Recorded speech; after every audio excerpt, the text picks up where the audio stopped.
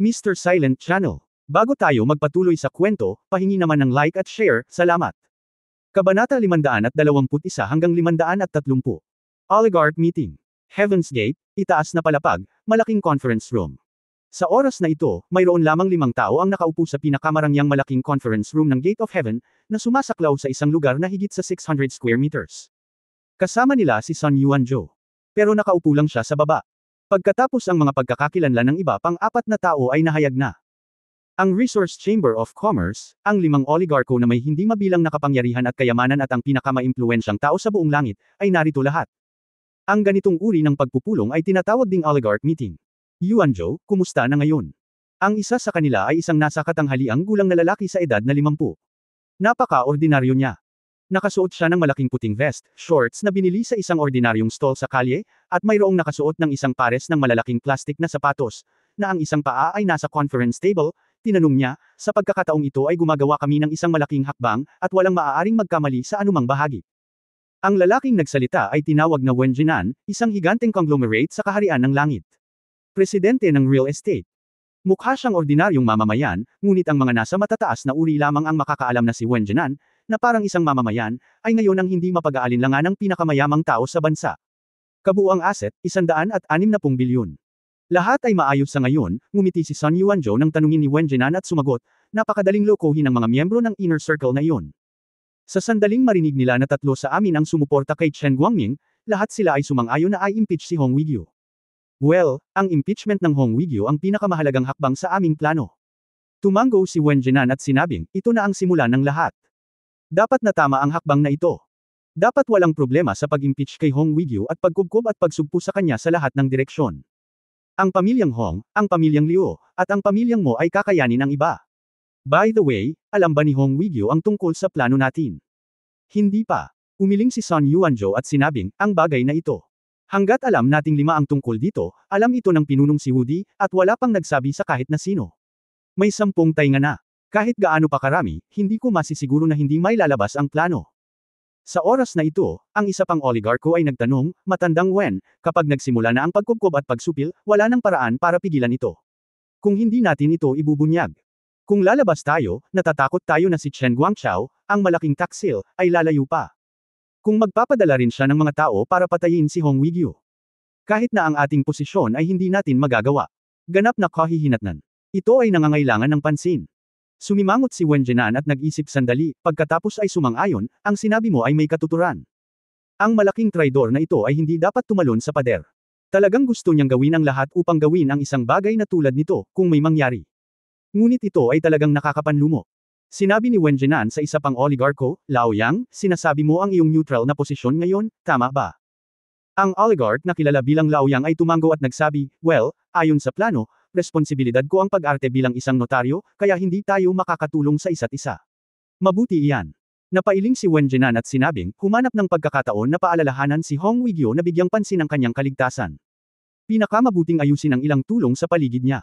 Ang sentro ng buong plano natin. Well, nga pala, nandoon din ang kanyang asawang si Lan Roxy, kasama ang pamilyang Mo at ang pamilyang Liu.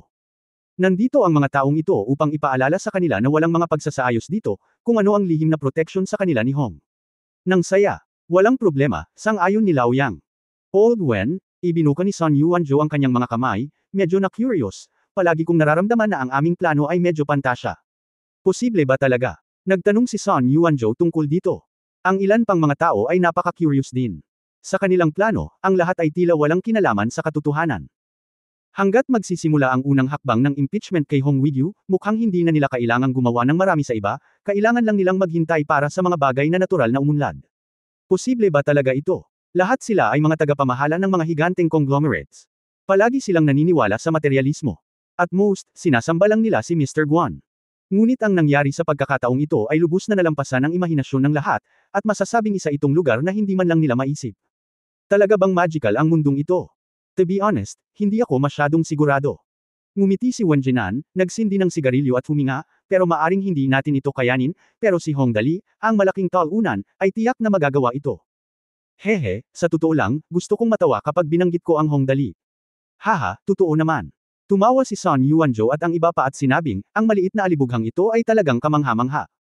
Kaya ngayon, ang kailangan nating gawin ay Maghintay lang hanggang sa mas mapupunta si Hong Dali. Nakangiting sinabi ni Wen Jinan, magiging kapana-panabik sa Chamber of Commerce na ito.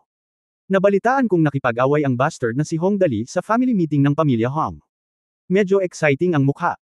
Hindi ko lang alam kung anong klaseng kwento ang mangyayari sa pagkakataong ito.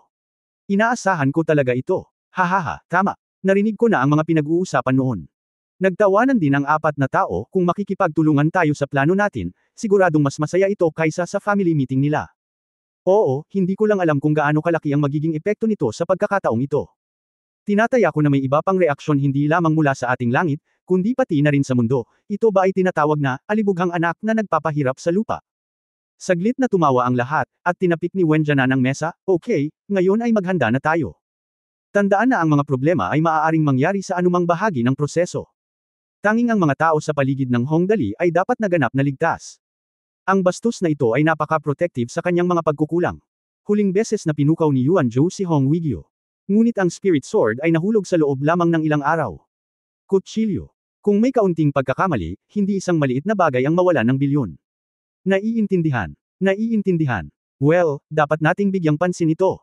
Jian Laimei, Hexagonal Building. Minister Solon, ayon sa pinakabagong balita, si Hong Dali ay naglayag sa dagat sakay ng isang aircraft carrier at kasalukuyang nasa Yellow Sea.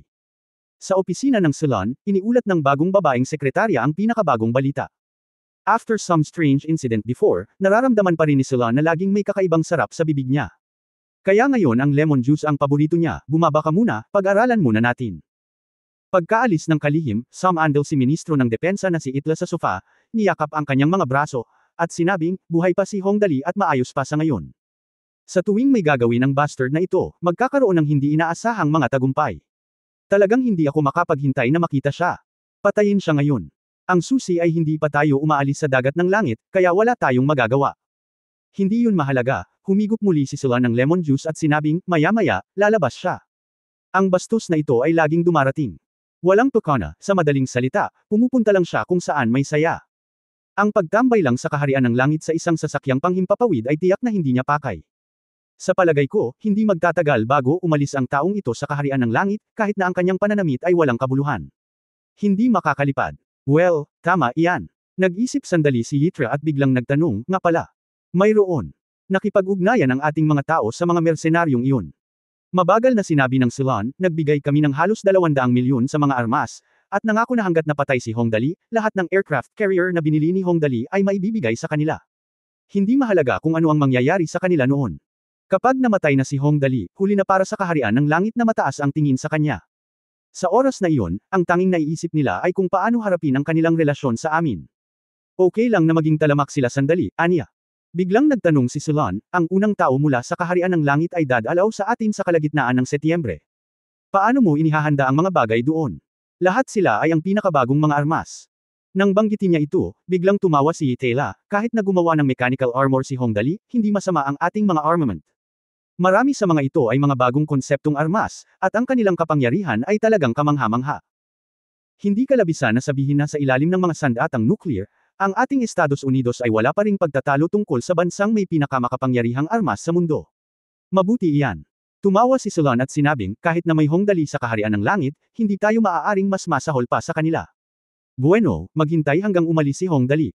Sa lugar ng dagat ng kaharian ng langit, magsasama-sama tayo ng puwersa sa Japan upang magsagawa ng mga pagsasanay sa militar upang mapilitan ang kaharian ng langit at maakit ang kanilang atensyon. Pagkatapos ay maaari tayong palihim na magpadala ng mga tropa na magbalat kayo bilang mga mercenaries. Siyempre, iyon lang. Mundo, kapuluan ng Indonesia. Mayroong hindi mabilang na mga mersenaryo na nakatago sa libu-libong isla na ito. Ang mga mersenaryong ito ay handang gawin ang lahat basta bigyan mo lang sila ng pera. Pagpupuslit, pagtutulak ng droga, pagpatay, at pag-atake pa sa mga pamahalaan ng maliliit na bansa. Masasabing walang bagay sa mundong ito na hindi nila pinanggahasang gawin. Sa oras na ito, sa isang maliit na isla sa kapuluan ng Indonesia, isang misteryosong Amerikano ang nakikipag-usap sa isa sa mga pinunong mersenaryo. Ang lugar na kinaroroonan nila ay isang lihim na maliit na conference room. Mayroong 4 na tao na naroroon, mga Amerikano, ang mersenaryong pinuno, at 2 bodyguard na may hawak na submachine gun mula sa mersenaryong bahagi. Hoy, pare, kayong mga Amerikano ay hindi kailanman naging mapagkakatiwalaan, nakangiting sabi ng mersenaryong pinuno, nakakrus ang kanyang mga paa, kinakalikot ang baril sa kanyang kamay, at may hawak na toothpick sa kanyang bibig, kaya kung magtrabaho para sa iyo, ngunit ang problema ay, ako kailangan mong makita ang mga benepisyo. Walang sino man ang natatalo, at naniniwala akong dapat mong malaman ito kung sa isip mo ay hindi ako magsisinungaling sa iyo, hindi ako magsisinungaling sa iyo. Mga pating. Kabanata 522, ang bagong laro ni Brother Dali. Huwag kang excited sir. Ngumiti ang Amerikano at itinaas ang kanyang kamay upang ipakita ang kanyang sinseridad. Tingnan mo, wala akong dala, ngunit mayroon kang isang punong baril, kaya makatitiyak ka. Okay, 2 beses na pinahit ng mersenaryong pinuno ang pistol sa kanyang kamay at saka inilagay sa kanyang bulsa, naniniwala ako sa iyong sinseridad. Ngayon sa tingin ko dapat mong sabihin sa amin kung anong mga benepisyo ang maibibigay mo sa amin. Actually, totoo yun. Gaano man ito kaganda, ang mga benepisyo ay hindi kasing totoo ng mga tunay na benepisyo. Natural na nauunawaan ng mga Amerikano ang katotohanan ito. Sinabi niya sa isang bodyguard, maaari mo ba akong tulungan na kunin ang kahon na dala ko? Lahat ng magagandang bagay ay nandoon. Kunin mo na. Utos ng mersenaryong pinuno. Hindi nagtagal, dinala ang kahon. Ito ay isang malaking kahon na halos 1 metro ang haba. Matapos itong kunin ng mga Amerikano at buksan ang kahon, ang mersenaryong pinuno ay napabuntong hininga nang makita ang nasa loob. O mga seryeng submachine gun, M240B Standard Infantry Medium Machine Gun, SMOD 83mm Rocket Launcher. Matapos ipasok ang lahat ng armas sa kahon, ngumiti ang Amerikano at nagsabi, sa pakikipagtulungang ito, ang mga armas at kagamitan na ibinibigay namin ay maaaring umabot ng 1,000 tao. Armado hanggang sa ngipin, kasama ang $100 milyon. Paano? Napalunok ang mersenaryong pinuno, deal. Nakakabagot. Sa pansamantalang laboratorio ni Lin Chuyin sa isla ng Big Fish, nababagot si Hong Dali sa kondongan ni Lin Nainwei at sinabing, walang masaya. Mukhang nakakabagot ang paglalayag sa dagat. Oo, no wonder depressed siya. Ang paglalayag sa dagat ay mukhang kawili-wili, ngunit sa katunayan, maliban sa parehong dagat sa lahat ng dako, wala talagang ibang makikita, at ang lugar na iyong papasukan ay laging bughaw. Ang langit ay asul, ang dagat ay asul, at ang sasakyang panghimpapawid ay kulay abo wala nang iba pa. Well, walang naramdaman si Lin Chuyin. Anyway, basta may laboratory, it is enough for her, gusto kong mag-aral ng diving. Bangka. I can consider designing one if you want. Sige, kumuha na lang tayo ng submarine. Walang siglang tumanggo si Hong Dali. Tapos biglang nagningning ang mata niya. Excited na sabi niya, wahahahaha. Speaking of which, ang iyong mga salita ay tila nagpapaalala sa akin na ako ay nagsasaya. Dali, ano ang naisip mo? Narinig ni Hong Dali na nagsasaya siya. Naging energetic din si Tang Moxon, anong masaya? Sumunod ka sa akin, sumunod ka sa akin. Hinawakan ni Hong Dali ang kamay ni Tang Moxon at tuwang-tuwang tumakbo palabas, lahat, sumunod sa akin. Ang saya namin. Wahahahaha. Nang sabihin ni Hong Dali na masaya siya, lahat ng mga kaklase niya ay nasagasaan din. Na-curious din ang pinuno at sinundan siya. Kaya sa halos 10 minuto, humigit kumulang 50 tao ang nagtipon sa buong deck. Ang lahat ay naghihintay para sa Hong Dali na sabihin kung anong saya ito kung tutusin, sa loob ng 2 araw na paglalayag sa dagat. Bukod sa poker, lahat ay naglalaro ng mahjong, ang football field ay itinayo, ang paaralan ay itinayo, ang beach swimming pool, ang lahat ay ginagawa, gayon paman. Isang pangungusap lamang, wala sa mga ito ang maaaring gamitin. Kaya hindi nakakagulat na napakaraming tao ang nakikiusyoso sa kung ano ang pinaplano ni Hong Dali. Ang pinuno ay nagtanong, ikaw bastard, mayroon ka bang anumang magagandang ideya? Ang aking mga lumang buto ay walang ginagawa nitong nakaraang 2 araw na halos kinakalawang na sila. Hoy! Siya ang direktor ng National Security Bureau. Sinamahan niya si Hong Dali palabas sa pagkakataong ito. Bagamat ito ay para protektahan si Hong Dali, ano ang maaaring mangyari kay Hong Dali? Kaya't si Hong Dali ay mabuti, at gayon din ang pinuno. Nang maayos na ang pinuno, siya ay labis na nalulumbay. Ang lahat ng mga kaklase ni Hong Dali ay nakikipag-usap sa gilid, Kuya Dali, ano sa tingin mo ang isang bagay na masaya? Sabihin sa amin Dali. Oo, ang lahat ay nasa ilalim ng konstruksyon sa nakalipas na 2 araw, at wala kaming magagalaw. Tama, aamag ka kapag ganito ka. Lahat, mangyaring huwag maiinip. Hoy, nakakagulat ang ideya ko. Buong pagmamalaking sinabi ni Hong Dali, ngunit maaaring tumagal ito ng kaunting oras.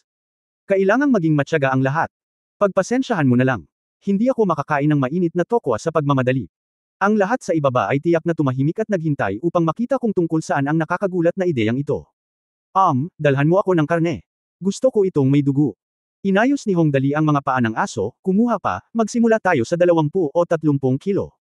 Okay. Pagkatapos pakinggan ang sinabi ni Hong Dali, agad na pumunta ang 3 lalaking gangster para kunin ang karne. Nataranta ang lahat sa ibaba, oy, sinabi ni Brother Dali na gusto niyang kumuha ng karne, at gusto rin niyang magpadugo. Ano ang nangyayari? Paano ko nalaman na naghahanda tayo para sa isang outdoor barbecue? I think pwede naman. Tingnan mo dito, sa dagat, ang araw ay sumisikat ng maliwanag. Masarap talagang kumuha ng barbecue grill at mag-ihaw ng isang buong tupa o kung ano paman. Mabuti naman. Barbecue at uminom ng malamig na beer. Wow, tumutulo ang bibig ko. Pagkatapos kong inumin, nakatulog ako sa sobrang ganda, lasing na lasing ako. Hindi nagtagal, sa gitna ng diskusyon ng mga estudyante, lumabas ang lalaking nakadogbitbit ang pinalamig na baboy na espesyal na dinala sa carrier ng sasakyang panghimpapawid. Ang tatlong lalaking nakadogleg bawat isa ay nilabanan ng kalahati ng baboy, kasing dali ng pagdadala ng kuneho. Hinampos ito sa harap ni Hong Dali, at sinabing, "Young master, narito na ang karne. Paano natin ito ginawa? Gusto mo bang pagsamasamahin ang mga ito?" Ang mga karneng ito ay pawang mga baboy na pinapakain ng ginseng at iba pang sangkap ng specialty ng Zinlansiang chef, at ang lasa ay talagang first class. Napangiti ang hepe nang marinig niya ito sa mga araw na ito, lahat ng baboy na sinanay ni Chef Zinlansiang ay pinapakain ng ginseng. Oo, mabuti yan.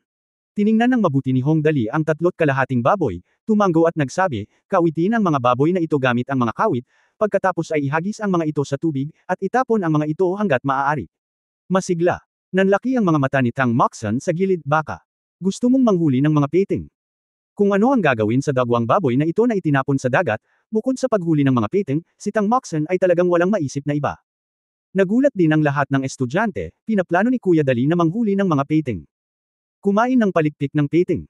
Ngunit hindi tama iyon. Bagamat hindi umiiwas si Brother Dali sa pagkain ng karne, hindi siya kailanman nagkukusa na pumatay ng mga hayop. Oo, hindi ko alam kung ano ang nangyayari. Ikaw bastard, direktang tanong ng hepe mula sa gilid, inilagay mo ang baboy na ito sa tubig upang makaakit ng mga peting. Ayaw mo bang kumain? Siyempre hindi ako kakain ito. Buong pagmamalaking tumanggo si Hong Dali, plano kong sumakay ng peting. Ha! Nang sinabi ni Hong Dali na gusto niyang sumakay ng peting, lahat ng tao sa paligid niya ay bamuka ang kanilang mga bibig. Sinabi ni Hong Dali na gusto niyang magsaya at sumakay ng peting. Kaya mo bang sumakay ng peting? Dapat ka bang sumakay ng peting o magpakain ng peting? Hinawakan ng hepe ang braso ni Hong Dali ng mahigpit, "Ikaw bastard, sigurado ka bang gusto mo talagang sumakay ng peting? Peting yan. Hindi dolphin. Nabaliktad mo ba ang peting at ang dolphin? Hindi. Paano ko ito magagawa sa kabila?" Sabi ni Hong Dali na galit, "Ngunit may nakikita ka bang dolphin sa paligid? Kung may gusto kang sakyan, maakit mo lang ang mga peting gamit ang kanilang karne." Sinasabing ang mga peting ay may napakasensitibong pangamoy at naaamoy ito. Napakalayo nito.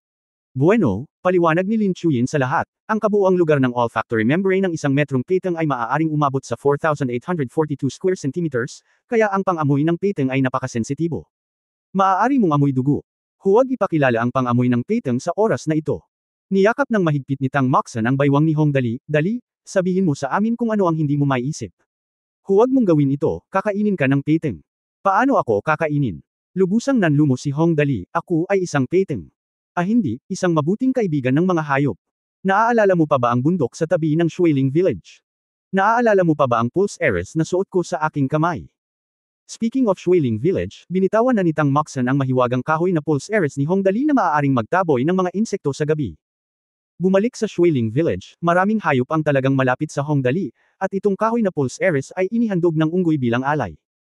Ngunit anuman ang mangyari, ang mga unggoy, aso, at oso ay pawang mga mamal, at maaari pa rin silang maging medyo matalino.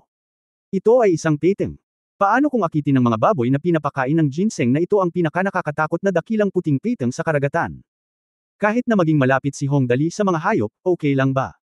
Kahit na ikaw ay isang mabuting kaibigan ng mga hayop, nag-isip si Tang Moxon saglit, ngunit kailangan mong tiyakin ang iyong kaligtasan. Iyan ay isang peting, hindi isang ordinaryong maliit na hayop. Kapag ito ay umatake, ito ay magiging kakilakilabot.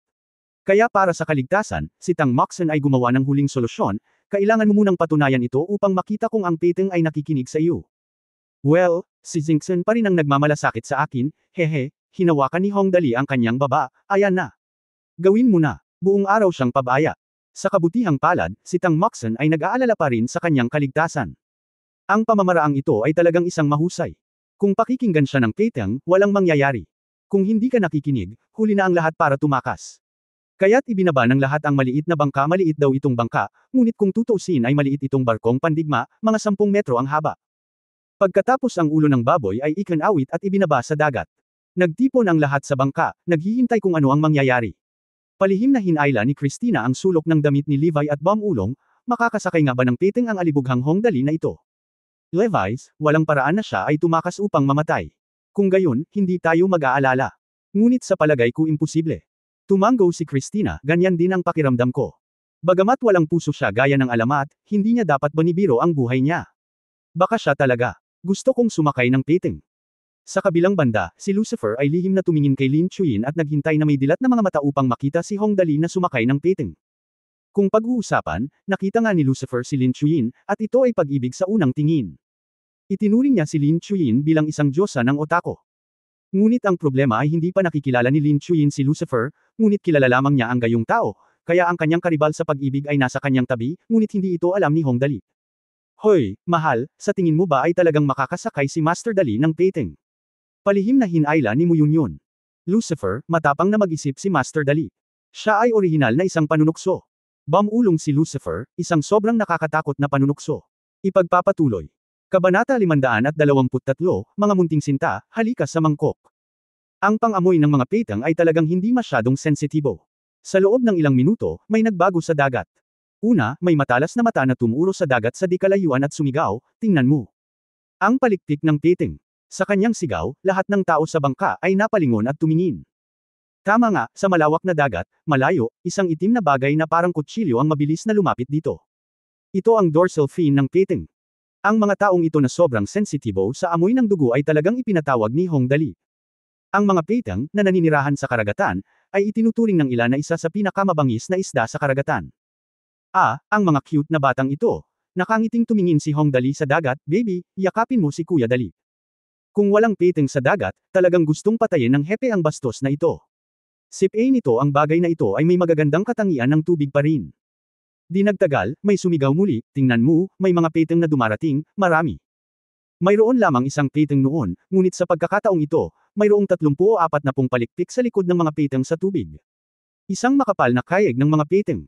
Napakaraming peteng ang naging dahilan ng pagsigaw ng lahat ng mga babae ng sabay-sabay. Dahil napakaganda ng tanawin ng mga peteng na ito ay bumuo ng isang makakapal na bilog sa paligid ng maliit na bangka kung saan nanatili si Hong Dali at ang iba pa. Ang medyo mahiyain na mga babae ay inilapit ang kanilang mga katawan sa mga bisig ng mga lalaki sa tabi nila, na nagpasaya sa mga batang iyon sa katunayan, ang mga peteng ay medyo cute kung minsan, kahit na maaari silang maging mga matchmaker. Siyempre, ang mga ito ay orihinal na walang kapantay isang uhaw sa dugo na peteng para sa ating alibughang si Hong Dali. Sa katunayan, siya ay isang high-end na marine exclusive riding pet. Ang bastard na ito ay direktang kumaway sa mga peteng at sinabing, mga anak, halika sa mangkok. Pagkatapos ay nakita niya na ang mga peteng ay talagang masunurin na pumila. Hindi lang yun, sabay-sabay silang tumayo sa tubig. Naiintindihan ko talaga ang sinabi ni Hong Dali. Naiisip mo ba ang isang malaking dagat ng mga peteng na siksikan sa dagat, ang bawat isa ay halos 3 metro ang haba, nakatayo sa tubig na nakabuka ang kanilang mga bibig, at kitang-kita mo pa ang kanilang mga nakalabas na ngipin. Anyway, nang makita ito ng hepe, namamanhid ang kanyang anit. Lumaki na ba si Hong Dali sa ganoong lawak ngayon? May kikinig ba sa kanya kahit ang mga isda sa dagat? Napatingin sina Christina at Levi sa eksena sa ibaba sa nakatuwang katahimikan. Palihim na hinayla ni Levi ang braso ni Christina. Bamulong siya, mukhang tama na wala tayong gagawin. Naisip kong sip-a ng alibughang anak na ito sa tubig at ipack-a nito sa mga peteng. Pero ngayon, tila kung mangyari yun, malamang na ako ang magpapakain sa mga peteng. Tumanggo rin si Celestina. Bamulong siya, ipagpatuloy natin ang pagmamasid at pagmamasid. Ang alibughang anak na ito ay tila halatang binulungan ng punong tanggapan. Sa ganitong uri ng kakayahan, ang gantimpala ay hindi bababa sa $1 billion, hindi bababa sa. Hoy! Sabi mo, bulong ni Levi, ang 2 tao ba na dumating upang patayin siya noon, ay pinatay sila ng mga hayop. Palagi kong nararamdaman na ang kanilang pagkamatay ay kakaiba. Pagtingin ulit sa eksenang nasa harapan niya, kinilig na naman si Levi. Ang pakiramdam ng pagiging saluted sa pamamagitan ng 30 o 40 peteng. Ito ay nagbigay sa akin ng panginginig. Napatulala din si Lucifer. Alam na ni Lucifer na gusto ni Hong Dali ang mga hayop noon at may napakagandang relasyon sa mga hayop. Nag-aalaga siya ng mga aso, tigre, panda at iba pa, ngunit ito ang unang pagkakataon na nakita niya si Hong Dali na nagpatawag ng peteng. Peteng yan, parang bangkang demotor sa dagat. Ang ganap na Panginoon ng karagatan ay ayaw magpaliwanag. Kung titingnan ito ngayon, si Hong Dali ay ganap na hindi magagapi sa dagat na ito. Sino kayang kalaban niya sa ganyang lalaki? Well, hinawakan ni Lucifer ang kanyang baba, curse transfer, animal control, hindi ko talaga alam kung anong mga sekreto ang tinago ng lalaking ito. Haha, medyo kawili-wili. Gusto ko bang subukang sampain si Hong Dali sa dagat na ito? Ano ang mga kahihinatnan? May kasabihan na ang kuryusidad ay papatayin ng pusa. Sa dagat na ito, mahirap talagang sabihin kung sino ang papatayin ng kuryusidad. Kaya't inilabas ni Lucifer ang kanyang mobile phone at nagpapadala ng mensahe, nabalitaan ko na pumunta si Hong Dali sa dagat. Oo, ito ay talagang isang magandang ideya. Ang langit at ang dagat ay makikinig sa aking tawag at magkakaroon ng bagyo. Matapos ipadala ang kanyang maliit na mensahe, tumawa si Lucifer at sinabi sa kanyang sarili, bigla kong natuklasan na talagang kawili-wiling hulaan kung sino ang hindi mapalad sa aking sumpa sa malas kung alin, sino ang magiging malas sa pagkakataong ito. At ano ang antas ng malas? Siyempre, tungkol kay Lucifer. Walang sino man ang maaaring hulaan ang mga tiyak na iniisip ni Dubi. Masayang nagkomento si Lucifer, habang si Hong Dali naman ay napakasimpleng nagbukas ng emosyonal na pagbabahagi sa mga hayop. Kung tutuusin, kung gusto niyang sumakay ng piteng, kung hindi niya i-on ang emotional sharing, magiging maayos siya, ngunit ang iba ay hindi garantisado. Paano kung may mahulog sa dagat at makagat hindi biro iyon? Mukhang walang puso si Hong Dali, pero hindi ibig sabihin na bobo siya, di ba? Dahil dito, sa sandaling mabuksan ang emosyonal na pagbabahagi, lahat ng tao sa paligid ay natigilan. Masakit. Sobrang sakit. Ang unang balita na nagmula sa mga peteng sa dagat ay isang tinig na sumisigaw sa sakit. Sakit. Paanong ang mga peteng na ito ay nasa sakit? Na-curious ang lahat ng naruroon, ngunit nang nataranta ang lahat, biglang sumigaw ng malakas ang isang matalas na mata, tingnan mo, may mga peteng na may mga kawit sa kanilang mga bibig. Totoo naman. Tumingin si Hong Dali sa direksyon. Pagkaraang tingnan ito ng mabuti, tumanggaw siya at sinabing, totoo. Mga mahal, mabilis na ayusin ang iyong pila, tutulungan ka ng iyong kapatid na si Dali na malutas ang problema. Pagkatapos ay nakita ng lahat ng naruroon ang lahat ng mga peteng na sumisid sa tubig. Matapos maghintay ng 2 minuto sa isang pagkakataon, nang muling lumabas ang mga peteng mula sa tubig, ang higit sa 20 mga peteng sa harap ay nasugatan lahat. Ang ilan sa mga peteng na ito ay may mga barb mula sa mga lambat ng mangingisda na nakasabit sa kanilang mga bibig, at ang ilan ay may mga pangingisda na nakabalot sa kanilang mga palikpik. Mayroon silang mga pinsala sa iba't ibang lugar. Anyway, mayroon silang lahat ng uri ng pinsala. Lahat, magmadali at kunin ang bakal na plays. Nagmamadaling nagutos si Tang Moxon sa gilid, alisin mo muna itong mga kawit at pangingisda. Sa katunayan, ang mga peteng na ito ay medyo cute kapag hindi sila kumakain ng tao, lalo na yung 2 hanay ng malalaking ngipin, isang nakabukang bibig. Well, dapat itong maging ligtas kung hindi mo idikit ang iyong ulo dito. Medyo nag-aalangan pa ang pinuno at ang iba pa, ngunit ang matalik na kaibigan ni Hong Dali ay napakatapang. Ang mga kumuha ng kutsilyo ay kumuha ng kutsilyo, at ang mga may hawak na pliers ay kumuha ng pliers. Ilang sandali lang ay nagtipon na sila. Siyempre, madaling makakuha ng mga tool, ngunit mas mahirap lutisin ang problema para sa mga peteng na ito. Ang susi ay isang bagay na tingnan ito mula sa itaas, ngunit isa pang bagay ang aktwal na harapin ang napakaraming peteng sa tubig. Bumaba ako at susubukan. Para sa kapakanan ng kaligtasan ni Hong Dali, nagpa siya ang hepe na bumaba at subukan muna ang tubig, hintayin mo akong lahat doon. Maliban kung sigurado akong walang mali, bumaba at tingnan. Napakahusay na tao, lahat. Agad siyang naantig, at napaluhas si Liang, hepe, paano bababa ang isang mahalagang tao na tulad mo? Mas mabuting bumaba na ako. Stop talking nonsense, lahat tayo ay tao, at hindi ako superior sa iba. Kunin mo ako ng diving suit. Halika muna. Ang pinuno ay tumingin ng malalim kay Hong Dali at huminga, ikaw bastard, ang aking buhay ay ganap na nasa iyo. Pero bago pa man siya makatapos magsalita ay tumingin siya kay Hong Dali. Tumawa siya ng malakas at tumalon gamit ang pliers. May malakas na tunog na, flop, at pagkatapos ay umahan siya sa tubig, tingnan mo kung gaano ka natatakot, hahaha, ang mga maliliit na sanggol na ito ay napakahusay, lahat ay naghihintay sa akin. Dali. Natigilan ang lahat, napabulalas si Tang Moxon, sinisikap mo bang maging totoo? Kung hindi, sinusubukan mo bang pekain ito? Napangiti si Hong Dali at niyakap ang isang petang, halika, sabay tayong kumuha ng litrato. Nakakamangha talaga. Matapos pakinggan ang mga salita ni Hong Dali, ang peteng ay talagang nakasandal kay Hong Dali at ibinuka ang bibig nito, inilantad ang nakakatakot nitong mga pangil. Inilabas ng lahat ang kanilang mga plaka ng mobile phone, at ang pinakamahalagang larawan ng tao at hayop sa kasaysayan ng mundo ay inilabas. Si Hong Dali ay ngumiti na parang krisantemo, at ang peteng ay napangiti din ng mahina.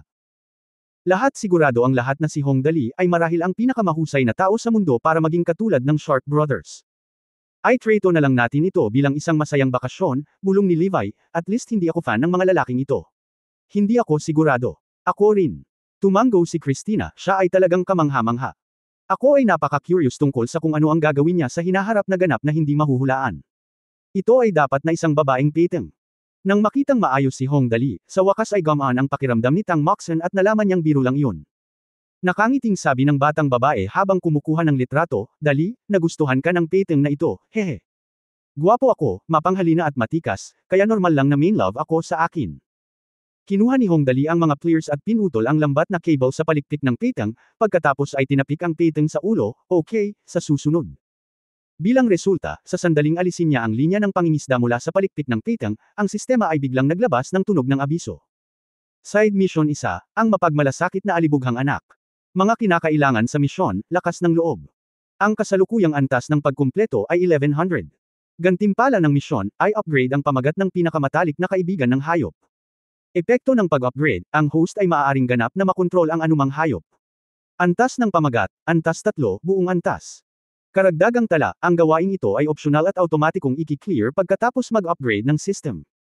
Sa wakas ay lumitaw na naman ang sistemang kanina patahimik. Nandito na pala talaga ang huling hakbang ng misyon ng mapagmalasakit na alibughang ito. Nangangahulugan ito na kapag ang mga panganib ng mga hayop ay maaaring baliwalain kapag negel iligtas ng mga hayop, sila ba ay talagang mabuting kaibigan sa mga hayop? Ngunit isipin mo, ang bagay na ito ay naglakas loob na tumalon sa napakaraming pitang sa dagat, tiyak na hindi ito isang ordinaryong tao. Oh hehehehe. Bulalas ni Hong Dali sa tuwa. Kung makumplito niya ang gawain ito, siya ay nasa buong antas. Ang mga hayop sa buong mundo ay ang aming mabuting kaibigan, hahaha. Kabanata 524, ang bagong bundok ni Brother Dali. Sunod, nakita ng lahat si Hong Dali na lumulutang sa tabi ng isang makakapal na grupo ng mga pitang. Ang mga pitang ay umikot sa paligid ng Hong Dali, na mukhang nakakatakot at masaya sa parehong oras ito ay talagang sumasayaw sa dulo ng isang kutsilyo. Ang galing talaga niyang Master Dali.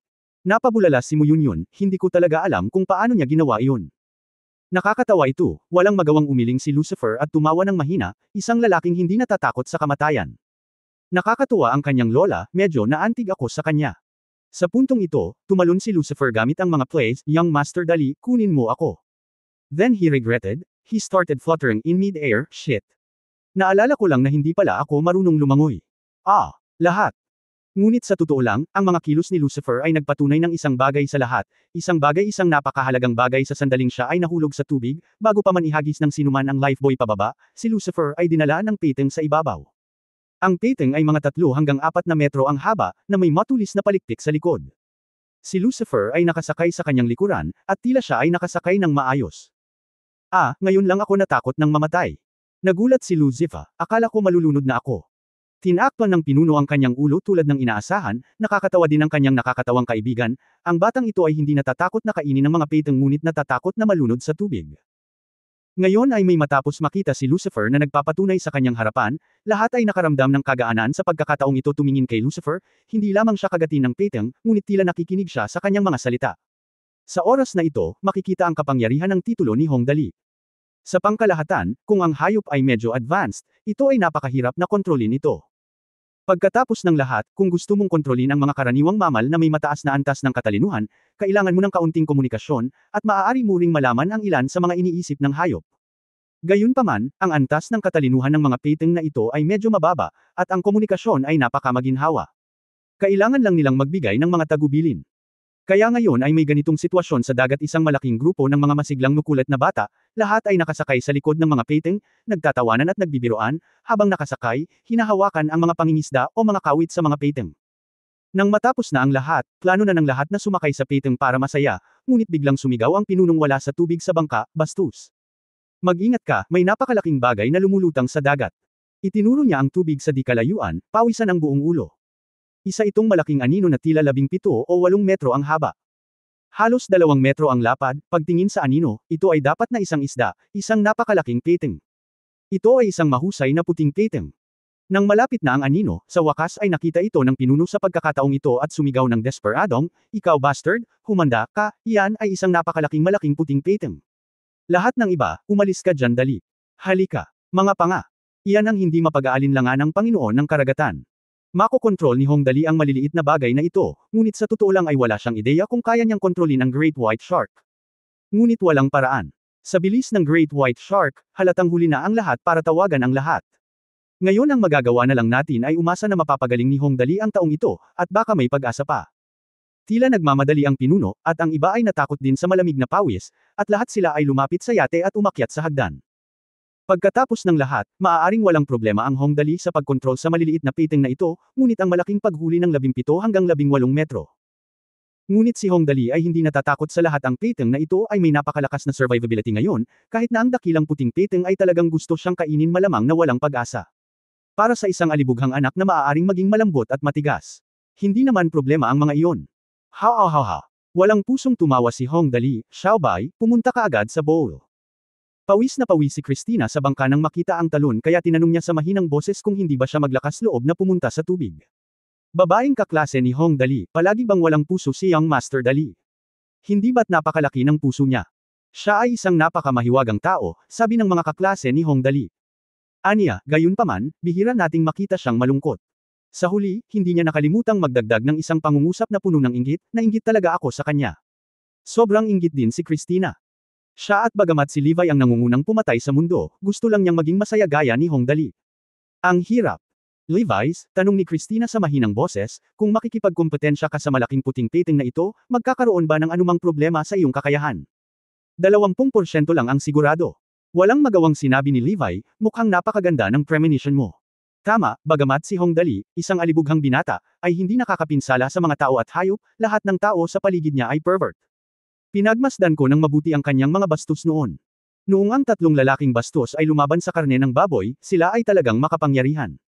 Ito ay halata. Hindi sila ordinaryong tao. Kahit na sila ay masaya na nilalaro ang sinumanghong ng Dali, tinatansya ko ang kanilang lakas ng sinumanghong ng Dali. Mga mamamatay tao sa mundo, sa kakayahan ko, 6 lang ang kaya ko. Ako rin. Nararamdaman ko.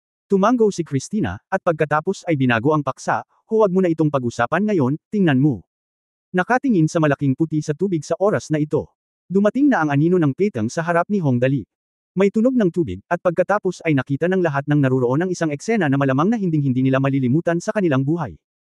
Isa talaga itong Great White Shark, isang malaking Great White Shark.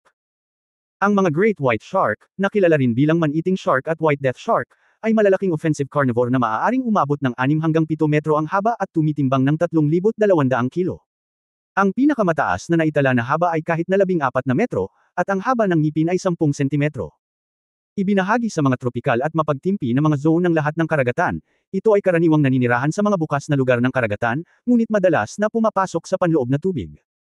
Siyempre, ang tinutukoy ng mga iyon ay ang mga may record, at ang nasa harap ko ay halatang walang record. Ang ulo nitong malaking lalaki ay dapat kasing laki ng isang malaking truck, at ang Hong Dali na lumulutang sa dagat ay kasing laki ng ulo nito.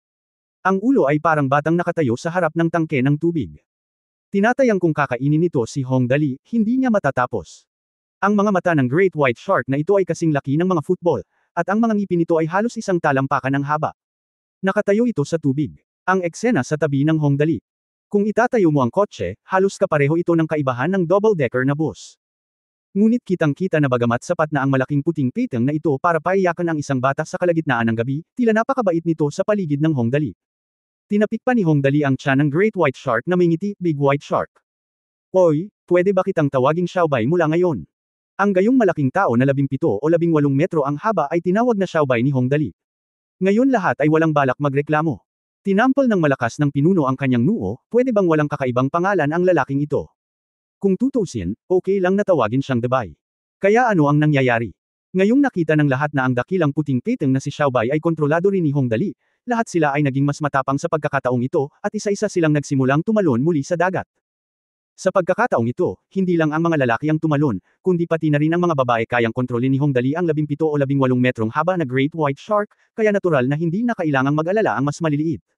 Kung basa man ang damit o hindi, hindi mahalaga kung ikukumpara sa pagsakay sa peteng. Siyempre, may mga pagkakaiba pa rin sa dati, ibig sabihin, mas marami o hindi gaanong natuto ang grupong ito sa pagkakataong ito. Ang balat ng peteng ay natatakpan ng mga barb at mas magaspang kaysa sa papel de liha, at ang biktima ay tutulo ng dugo kahit natamaan ito. Bagamat ang mga peteng na ito ay hindi ito tatama sa kanila, ngunit medyo masakit pa rin ang puwitan kapag nakasakay dito, kaya ang grupo ng mga makulit na bata ay tumalon gamit ang mga butt pad. Kaya pagkatapos ng maikling panahon ng pagkalito, lahat ay naghanap ng sarili nilang mga peteng, at makalipas ang mga 3 minuto, kinuha ni Hong Dali sina Tang Moxen, Lin Chuyin, at Lin Yanwei upang maupo ng naka-cross-legged sa likod ng Xiaobai, ang Great White Shark. Itinuro ni Hong Dali ang dagat sa kanyang harapan at nagpalakpakan, mga kapatid, lumipat patungo sa dakila. Oo. Ano, hindi alam ng mga makulit na batang ito, ngunit walang alinlangan kung gaano kasarap sumakay ng peteng. Ang taong ito ay mas mahusay kaysa sa isang bangkang demotor, sumasakay sa hangin at umaalon hanggang sa lahat, kasama ang makapangyarihang Great White Shark Xiaobai na nangunguna. Na sinundan ng iba pang nakasakay sa mga peteng, sinundan ng yate kung saan nakasakay ang hepe at iba pa, at pagkatapos ay ang aircraft carrier na Big Fish at Aereo na binili ni Hong Dali. Ang ganitong lineup ay magiging kagulat-gulat kung makikita mula sa himpapawid. This time everyone it was really fun. Parang nakikipagkarera sa dagat. Mabagal na lumangoy si Xiaobei habang kinokontrol ng iba ang mga peteng. Maraming tao ang handang makipagkumpetensya para makita kung kaninong peteng ang mas mabilis lumangoy. Yate umakyat, nakatingin sa isang malaking grupo ng mga makukulit na bata na masayang naglalaro sa malayo, umaasang dinilaan ni Christina ang kanyang mga labi, seryoso, Levi's, bakit hindi tayo bumaba at subukan ito? Nakasakay sa isang peteng, gusto ko talagang hindi pa ako nakasakay noon. Whatever, I kinda want to try it. Tumingin si Levi sa mga natitirang peteng sa ilalim ng yate, paano kung pupunta tayo at subukan din ito? Okay. Walang sabi-sabi, nakahanap si Christina ng botpad at tumalon pababa. Ahahaha, cute na maliit na peteng, narito ako, yakapin ang kapatid ko. Ang taong ito, ngumiti si Levi's, nandito rin ako. Sa pagtingin kay Christina at Levi's na nakasakay sa mga peteng at hinahabol si Hong Dali at iba pa, hinawakan ng pinuno ang kanyang baba, Levi's, bakit parang nakita ko na ang taong ito dati? Nag-isip siya saglit pero hindi niya naisip. Habang iniisip niya iyon, isang kakaibang hagong ang biglang nagmula sa langit. Ang hagong na tunog ay parang mga insekto na lumilipad, ngunit ito ay hindi mabilang na beses na mas malakas kaysa sa lumilipad na mga insekto. Ito ay napaka-weird. Ito ay.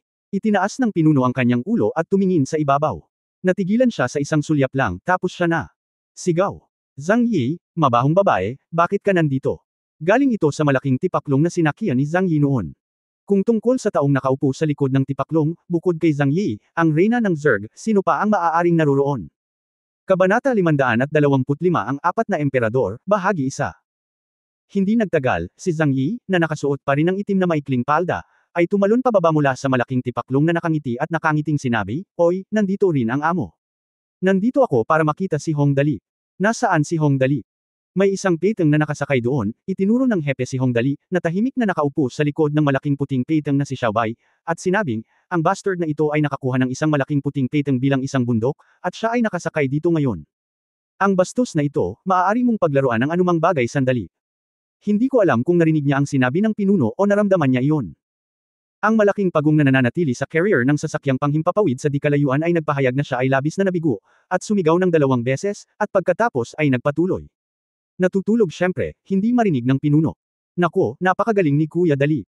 Naglagay si Zhang Yi ng pergola gamit ang kanyang mga kamay, tumingin sa malaking grupo ng mga makulit na bata na nakasakay sa mga peteng sa di kalayuan, at nakangiting sinabi, hahanapin ko siya kung gusto mo ng pera, hintayin mo lang siya. Masamang babae. Nang marinig ni Zhang Yi na gustong humingi ng pera kay Hong Dali, agad na nabaliw ang pinuno at sinabing, ang 30 milyon na ibinibigay sa iyo ng bansa bawat buwan ay hindi sapat para sa iyo. Nagamit mo ba ito? Humingi ka pa rin ng pera kay Hong Dali. Nakaramdam ng hinanakit ang pinuno. Nalaman niyang walang sinumang may kinalaman sa Hong Dali ang may fuel-efficient lamp, at lahat sila ay maaaring gumastos ng pera. Palaging nagugutom ang mga tao, nakaramdam din si Zhang Yi ng hinanakit, tulad ng alam mo, kumakain ako ng marami dahil sa aking kalusugan, kung hindi ay gutom na gutom ako. Hindi siya nagsisinungaling.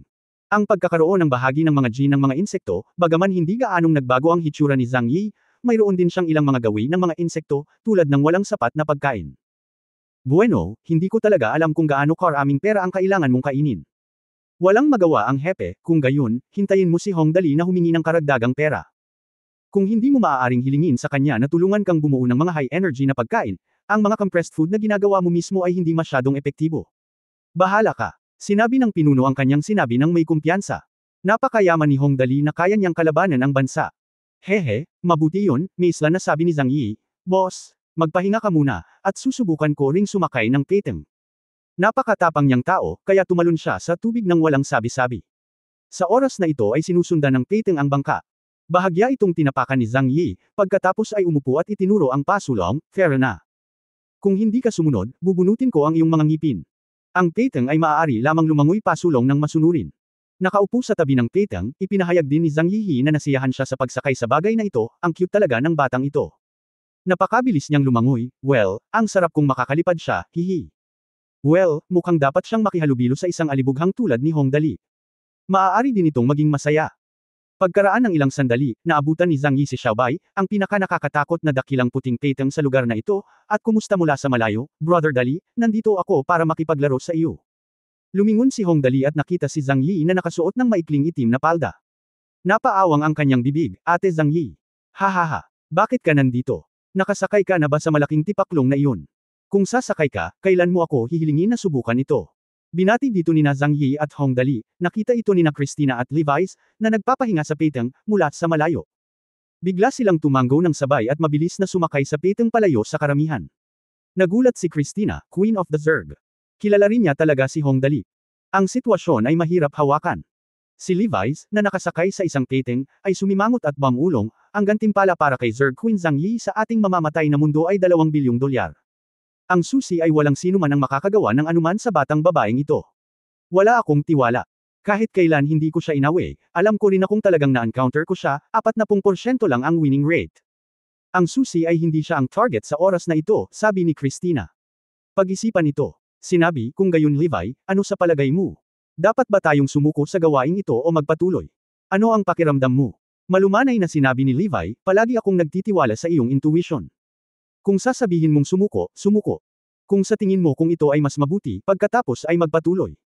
Pagkatapos ng lahat, ang 500 milyong dolyar ay hindi isang maliit na halaga. Bagamat si Zhang Yi ay napakalakas, ang aming misyon ay hindi upang patayin siya. Pagkatapos ay hayaan mo akong pag-isipan itong mabuti. Huminga ng malalim si Christina. Bumantong hininga siya at saka pumikit. Maya-maya, dahan-dahan niyang binuksan ang mga iyon. Hindi niya direktang sinabi kung itutuloy o hindi. Sa halip, sinabi niya, Levi's, naaalala mo ba ang dugong demonyo na namatay noon? Dugong demonyo. Tumango si Levi, Jack of Hearts. Ano ang nangyari sa kanya? Ang dugong demonyo ay nasa ika-4 na ranggo sa World Killer Rankings. Nagkakahalaga ng 300 milyong US dollars. Mabagal na sinabi ni Christina, sa palagay mo ba mamamatay ang gayong tao sa sunog? Bueno, nag-aalinlangan ako noon, pagsang-ayon ni Levi, bagaman siya ay isang Clayton. Ang huli sa aming 4 na emperador, ngunit ang kanyang lakas ay walang sabi-sabi. Kung hindi ko gagamitin ang aking mga kakayahan, tiyak na hindi ako ang magiging kalaban niya. Bagaman ang dugong demonyo ay isang ordinaryong tao, ang kanyang pinakamakapangyarihang bagay ay ang kanyang napakataas na kung fu at survivability. Napakalakas ng kanyang braso, kung siya ay nakapaligid, ngunit siya ay nakapaligid. Namatay sa sunog. Chris, ano sa tingin mo? May kutob ako na buhay pa ang dugong demonyo, ngunit maaaring nagbago na ang hitsura nito.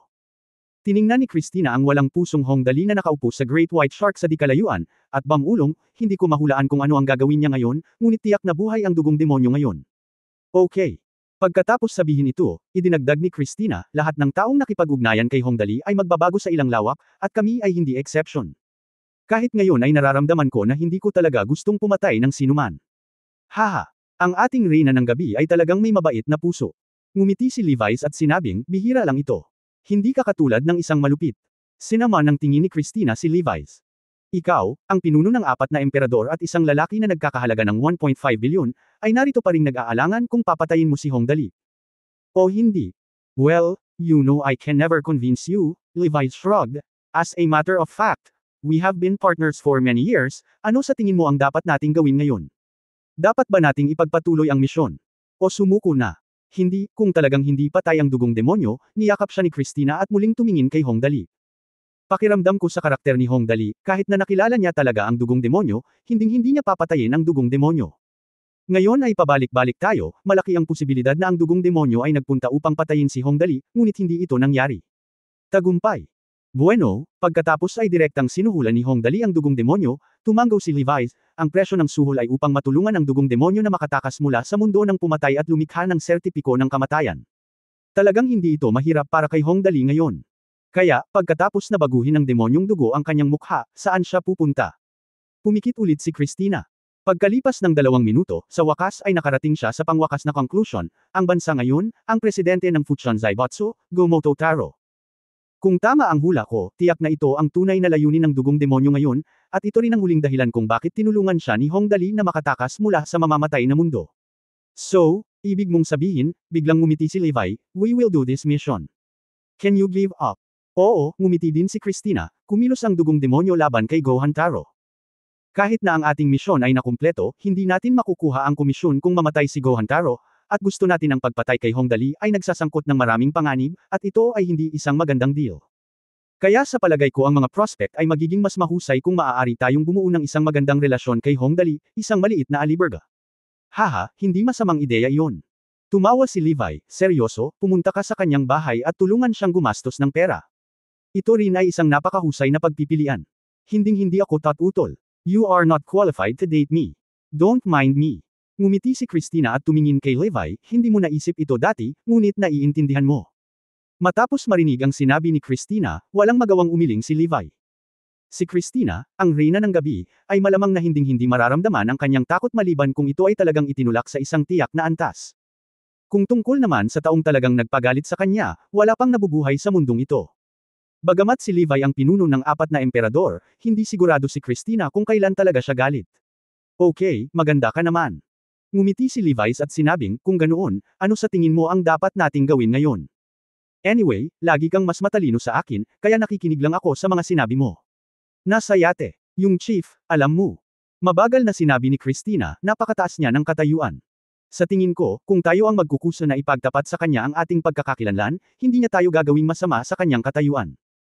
Narito na ang reyna ng Zerg, gulat na sabi ni Levi's, kung gusto niya tayong salakayin, hindi magiging madali para sa atin na makatakas kasama si Zhang Yi dito.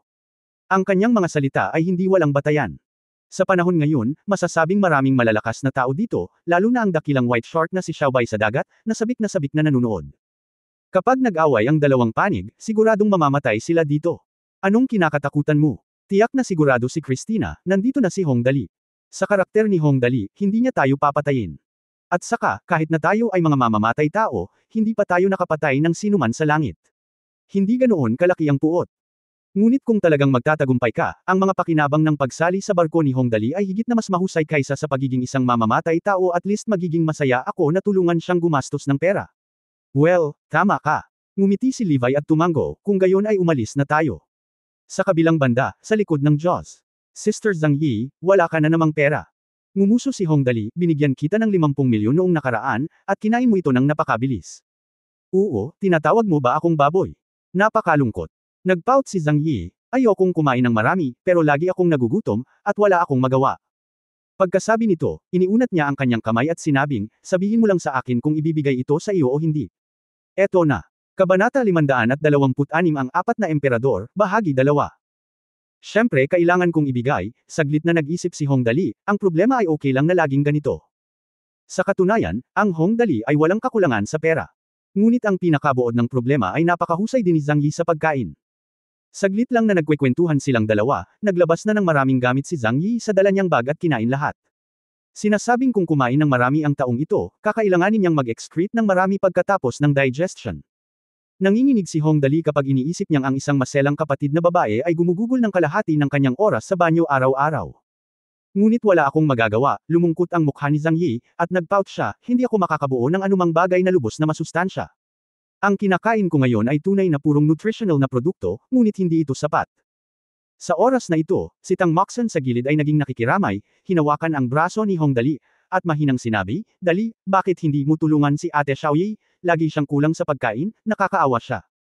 Sa katunayan, si Tang Moxon ay medyo iba pang makasariling dahilan kung tutusin, si Zhang Yi ay kilala rin bilang reyna ng Zerg, ang pinakamakapangyarihang miyembro ng Holy Grail, at isang ganap na talento.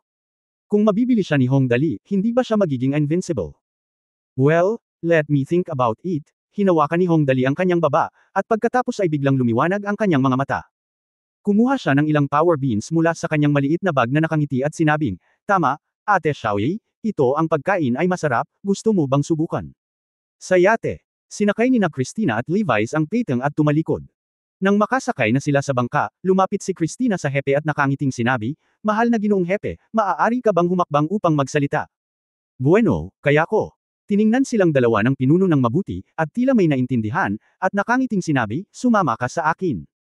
Agad silang tumulak sa sasakyang panghimpapawid ng Big Fish at naghintay na makabalik sa isla ng Big Fish. Nakahanap ng upuan ang hepe at naupo muna, pagkatapos ay gumawa ng kilos ng paanyaya, pakiusap. Miss Christina, baka kailangan kitang tawagan, Miss Killer. Mukhang nahulaan na ni Mr. Chief ang mga pagkakakilanlan natin. Talaga. Nagkatinginan sina Christina at Levi at hindi man lang magalang sa pag-upo, ngumiti si Christina at sinabing, bakit hindi mo muna sabihin sa amin, Mr. Maliit na bahagi lang ang mahuhulaan ko, pero hindi ko alam ang mga detalye. Tumango ang hepe, pinag-cruise ang kanyang mga paa, at dahan-daang sinabi, si Miss Christina, dating kilala bilang Chris, ay ang pangalawang ranggo na reyna ng gabi sa mundo ng mamamatay, nagkakahalaga ng 1.1 bilyon. Si Levi's, na ang buong pangalan ay Jeff Levi's, ay ang numero 1 malupit sa mundo ng mga mamamatay tao. Hindi ko sinabing mali. Hindi niya naalala ang mga pagkakakilanlan nina Christina at Levi noon, ngunit nang dumating si Zhang Yi, bigla niyang naalala na ang dalawang karakter na ito ay nauugnay sa maalamat na apat na emperador ng Killer World. Ang Reyna ng Gabi at ang Tyrant ay magkatulad. Nang maglaon, nang ang dalawa ay lumapit sa kanya sa kanilang sariling pagkukusa, ang pinuno ay masigurado. Mamamatay tao. Pagsasagawa ng nakamamatay na pag-atake sa isang target o grupo para sa gantimpala. Ang ganitong uri ng operasyon ay maaaring may direktang pagsalakay sa lokasyon ng target at direktang nakamamatay na pag-atake. Ang target ay karaniwang isang espesyal na tao. Ang propesyon ng mamamatay ay umiral mula pa noong sinaunang panahon, at sa tunay na mundo ng mamamatay, ang sariling ranggo ng lakas ng pumatay ay palaging naroon. Gayunpaman, dahil ang industriyang ito ay isang industriyang may mataas na peligro, ang mga hakbang sa pagiging confidential ay napakahigpit, at nakuha ng pinuno ang balita mula sa dalawang tao. Alam ko pa iyon sa bibig ng dugong demonyong nahulog kay Hong Dali noon. Kaya lang, dahil hindi galing sa Kingdom of Heaven ang dugong demonyo, hindi siya masyadong bihasa sa Chinese, at hindi masyadong malinaw ang paglalarawan ng kanilang hitsura. Nabanggit lamang niya na ang malupit na si Levi ay napakatangkad. Siyempre, bagaman hindi masyadong espesipiko ang paglalarawan sa hitsura, mariin itong binanggit ng dugong demonyo noong panahong iyon. Tyrant Levi at Queen of the Night Chris, ang dalawang taong ito ay hindi ordinaryong tao sa asensya. Sa mga salita ng Heaven's Secret Files, pareho silang abnormal na tao. Oo, mukhang nakuha ni Mr. Chief ang impormasyong ito mula sa dugong demonyo. Nakangiting tanong ni Christina, okay na ba siya ngayon? Dapat maayos na ngayon. Ngayong naiintindihan ko na ang pagkakakilanlan ng kabilang partido. Ang susunod na hakbang ay simple, binigyan namin siya ng isang purong makalangit na pagkakakilanlan at binigyan siya ng 2 milyon na pondo para sa aktibidad. Ngayon siya ay namumuhay ng napakayabong. Sa Japan, pinindot ni Levi. Dahan-daang sinabi ni Yan, ang kanyang target ay si Taro Gohantaro ng Fuchon Zaibotsu. Ang iyong target ay Hong Dali. Hindi direktang sinagot ng pinuno ang tanong ni Levi, ngunit sa halip ay nagtanong, kung gayon, darating kayong dalawa ngayon. Ano ang layunin ng pakikipaglaban sa akin?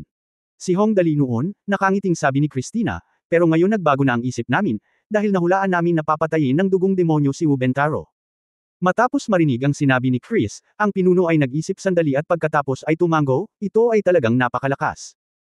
Dahil ang dugong demonyo, isa sa 4 na emperador, ay pumunta upang paslangin si Gohantaro, malamang na hindi na kailangang ipagpatuloy ang iyong misyon sa pagkakataong ito.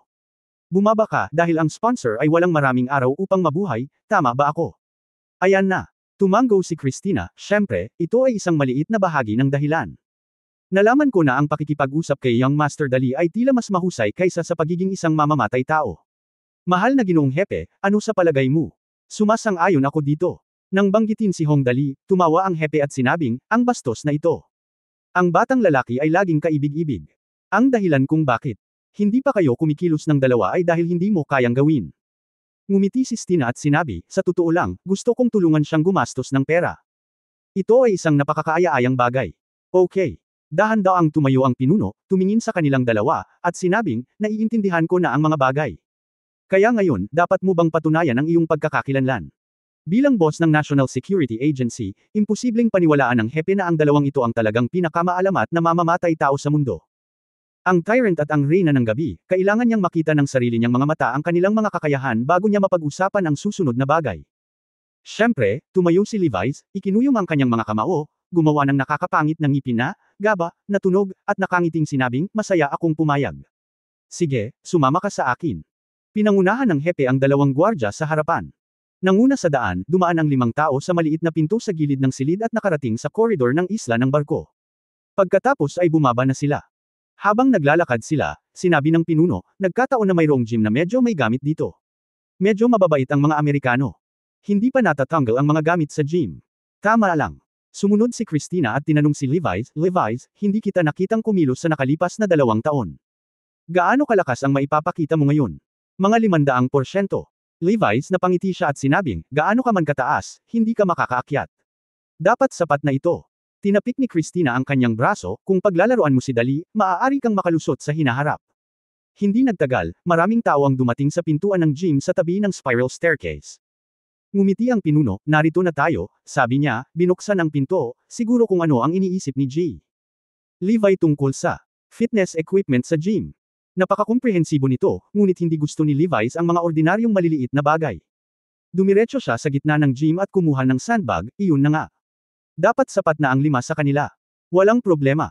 Direktang sinabi ng Hepe. Nagutos sa dalawang gwardya, tumawag ng ilang tao para lumapit at isabit ang mga sandbag na ito. Nagutos ang gwardya.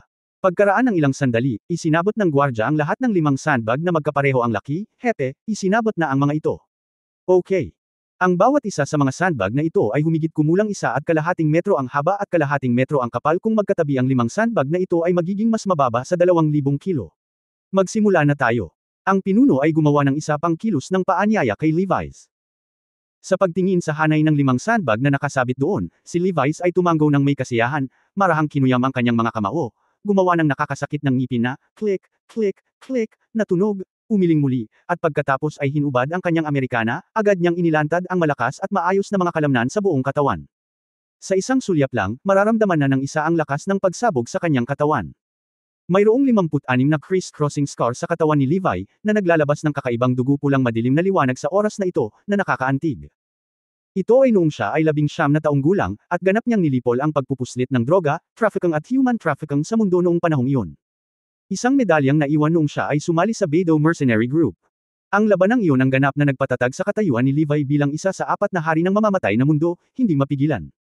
Alam na alam ni Christina na sa panahon ng labanan sa pagitan ng Levi's at Beidou, ang pangkat ng mersenaryong Beidou ay may kabuuang 235 katao mula sa itaas hanggang sa ibaba. Ang buong hukbo ay nalipol, walang nakaligtas, at walang naiwan na buhay. Ngayong 12 taon na ang nakalipas, hindi maiwasan ni Christina na umasa. Gaano katatag ang Levi's ngayon? Well, para patunayan ang sinseridad. Bahagyang tumaas ang mga sulok ng bibig ni Levi, 500%. Sa pagbagsak ng mga salita, ang lahat ng mga kalamnan sa katawan ni Levi ay nagsimulang pumiglas, tulad ng mga baluktot at magkakaugnay na ahas. Ang isang daliri ay isang makapal na maliit na ahas. Ang 2 daliri ay makapal at matapang. 5 daliri ang kapal ng dragon. Sa oras na ito, ang buong katawan ni Levi ay pinalaki ng isang buong bilog. Kasabay ng kanyang taas na humigit kumulang 1.9 metro, para siyang war fortress, isang makinang bakal, at maging ang kulay ng kanyang mga kalamnan sa panahong ito ay parang bakal. Future. Sa mundo ng mga mamamatay tao, ang pinakamalakas sa 4 na emperador, ang malupit na si Levi, ay miyembro ng internasyonal na abnormal na lahi ng tao. Ang kanyang pinakamalakas na kakayahan ay ang pagsabog ng kalamnan. Nang maalis ang Beidou Mercenary Group, 19 na taong gulang si Levi's at kayang gumawa ng 350% ng kanyang kapangyarihan. Ngunit ngayon, makalipas ang 12 taon, 500% na ang kapangyarihang mailalabas niya. Kabanata 527 ang 4 na emperador, bahagi 2. Ipinakita ng mga eksperimento na ang mga ordinaryong tao sa mundong ito ay maaari lamang pakilusan ang 60% ng mga fibers ng kalamnan sa kanilang mga kalamnan upang makilahok sa trabaho. Kung sila ay mahusay na sinanay, maaari nilang pakilusan ang 70% ng mga fibers ng kalamnan upang makilahok sa trabaho. Ang malupit na si Levi ay maaaring sumabog sa 500% ng kanyang kapangyarihan. Bagamat umuumbok ang mga kalamnan sa buong katawan, iba si Levi sa mga panahong ito sa mga bodybuilder na madalas na pinalabas sa TV. Ang mga kalamnan sa balikat ay nakaumbok na parang kalahating football ang nakabakal sa kanila, ang 2 kalamnan sa dibdib ay walang pinagkaiba sa mga bakal na plato, at ang mga panlabas na oblique ay nakaumbok na mataas, tulad ng isang hilera ng makapal na bakal na tanikala. Ang pinagmamalaki lalo ay ang kanyang braso. Ang malalim na flexor muscles ng kanyang bisig ay halos kalahati ng kapal ng kanyang baywang. Ang mga superficial extensor na kalamnan ng kanyang bisig ay nahiwalay pa sa kanyang braso at naging isang nakalabas na linear na muscle chain. At sa mga kalamnan ng trapezius sa magkabilang panig ng leeg, 2 maliliit na protrusions ang lumitaw, na may isang maliit na pagbubukas ng channel sa dulo, at isang bakas ng mainit na hangin ay bumubulwak paminsan-minsan. Ang init ay napakalaki at nakamamatay. Tiningnan ng pinuno si Levi's na nakatayo sa gitna ng parang at huminga ng malalim. Ang Levi na nasa harapan ko talaga ang number 1 tyrant sa mundo ng mga killer. Siya ay ganap na tunay. Isang abnormal na miyembro ng tao, isang tyrant na kayang kontrolin ang lakas ng kalamnan. Si Hong Dali, ang alibughang anak, ay sikat na ngayon. Ang mga taong katulad niya ay talagang lumapit at gustong makipag-hangout sa kanya. Anong klaseng mundo, sinabi ng pinuno na labis siyang nadismaya. Well, subukan natin. Matagal ko nang hindi ginagamit ang buong lakas ko. Unti-unting bumilis ang pagdaloy ng dugo sa katawan, at panakanak ang bumubulwak ang mga butas sa magkabilang gilid ng leeg ng matinding mainit na hangin, parang tukor na katatapos lang kumulo ng tubig. Naging kulay abo ang balat sa buong katawan ni Levi dahil sa excitement, at kakaibang pula ang peklat. Sa paglalakad papunta sa sandbag ng hakbang-hakbang, ang figure ni Gundam ay parang bundok na walang makatawid. Pagkatapos ay marahan siyang humakbang pasulong gamit ang kanyang kaliwang paa, dahan-daang hinawakan ang kanyang kanang kamay, kumislap ang kanyang mga mata sa liwanag, pinilipit niya ang kanyang baywang upang magpalakas, at sinuntok ang sandbag ng isang suntok. Boom! Ang lupa ay yumanig, at ang buong gym ay tila ng inag sa ilalim ng suntok. Pagkatapos ay tumunog ang isang malaking pagsabog, at isang daloy ng hangin ang gamulong palabas mula sa punto ng pakikipag-ugnay sa pagitan ng kamao at ng sandbag. Ang hangin sa magkabilang panig ay tila nag-iiba-iba, at isang epekto na halos nakikita ng mata ay nagliliwanag. Umiikot na galit na galit. At ang lakas ng suntok na ito ay malayong matapos. Sa labas pa lamang ng 5 magkasunod na sandbag, isang suntok ang dumaan sa 5 sandbag, at ang suntok ay partikular na nagpapatuloy, na nag-iwan ng puting halo na nakikita ng mata sa hangin. Ang huling, pop, na tunog ay na-print 5 metro ang layo. Sa isang gilingang pinepedalan. Isang malinaw na punch mark. Pagkatapos ng kanyang suntok, ang unang malaking sandbag na gawa sa katad ay pumutok ng may bitik, pagkatapos ay 2 bitik, pagkatapos ay ang pangalawang sandbag. Ang pangatlo, hanggang sa ikalima. Tumalsik ang buhangin mula sa mga bitik sa 5 sandbag. Sa isang kisap mata, damaloy ito sa buong lupa, at sa loob ng maikling panahon, 5 malalaking buhangin ang nabuo. Sa huli, ang 5 sako ng buhangin ay nabasag lahat sa mga piraso ng tunay na katad, na parabang mga bagong araruhing palayan. Galing. Natigilan ang hepe. Nakakakilabot talaga ang lakas ni Levi, no wonder ang taas ng net worth niya. Kung talagang sinundan ng gayong makapangyarihang tao si Hong Dali bilang isang doglegger. Kung maaari siyang maging tapat kay Hong Dali sa 100 sa hinaharap. Dam Waller, ang mga talunan ng Hong Dali na may 100 katapatan ay magkakaroon ng napakataas na bisa ng labanan. Kung ito ay sina Levi at Christina, nakakatakot talagang isipin ito. Pagkaraan ng halos 10 segundo, bumantong hininga si Levi nang may kasiyahan at tumawa. Sinuntok ko ito ng buong lakas, mas komportable ako. Pagkatapos ng isang suntok, dahan-daang isinusuot ang kanyang damit, umupo si Levi sa malapit na upuan at ngumiti sa hepe, Mr. Chief, ipinahayag ko ang aking sinseridad, kung gayon. Walang problema. Tumango ang hepe. Umakyat muna tayo. Humanap tayo ng lugar at magkwentuhan ng mabuti. Sa likod ng Xiaobai, ang Great White Shark. Ito ay tinatawag na dalibin. Si Zhang Yi, reyna ng Zerg clan, ay dahan-daang hinawakan ang dalibin na ibinigay sa kanya ni Hong Dali sa pagitan ng kanyang 2 slender jade fingers, tinitigan ito mula sa gilid, at inamoy ito gamit ang kanyang ilong. Ngumiti siya at sinabing, medyo mabango. Paano kung subukan ko? Siyempre, masarap ang mga bagay na ito. Tumango si Hong Dali at sinabing, pagkatapos mong kainin ito, laging may bango sa iyong bibig. Mas maganda ito kaysa sa chewing gum. Well, lumalabas na sa mga mata ni Hong Dali, isang alibughang, ang mahiwagang power bean na ito na maaaring magpalaki ng mga hayop ay katulad ng chewing gum. Susubukan ko. Sabi ni Zhang Yi at dahan-daang nilagay ang power bean sa bibig. Ang mga beans ay natunaw sa bibig, at ang bango ay dumiretso sa puso. Nang matapos ang isa sa matapang na beans, natigilan si Zhang Yi. Pagkatapos ng maikling pagkatulala, ang orihinal na makatarungang mukha ni Zhang Yi ay biglang namula. Una namula ang mukha niya, tapos ang leeg niya, tapos pati mga kamay niya namula. Biglang naging mabigat ang paghinga ni Zhang Yi. Nagulat si Tang Moxon at ang iba pa nang makita nila ito.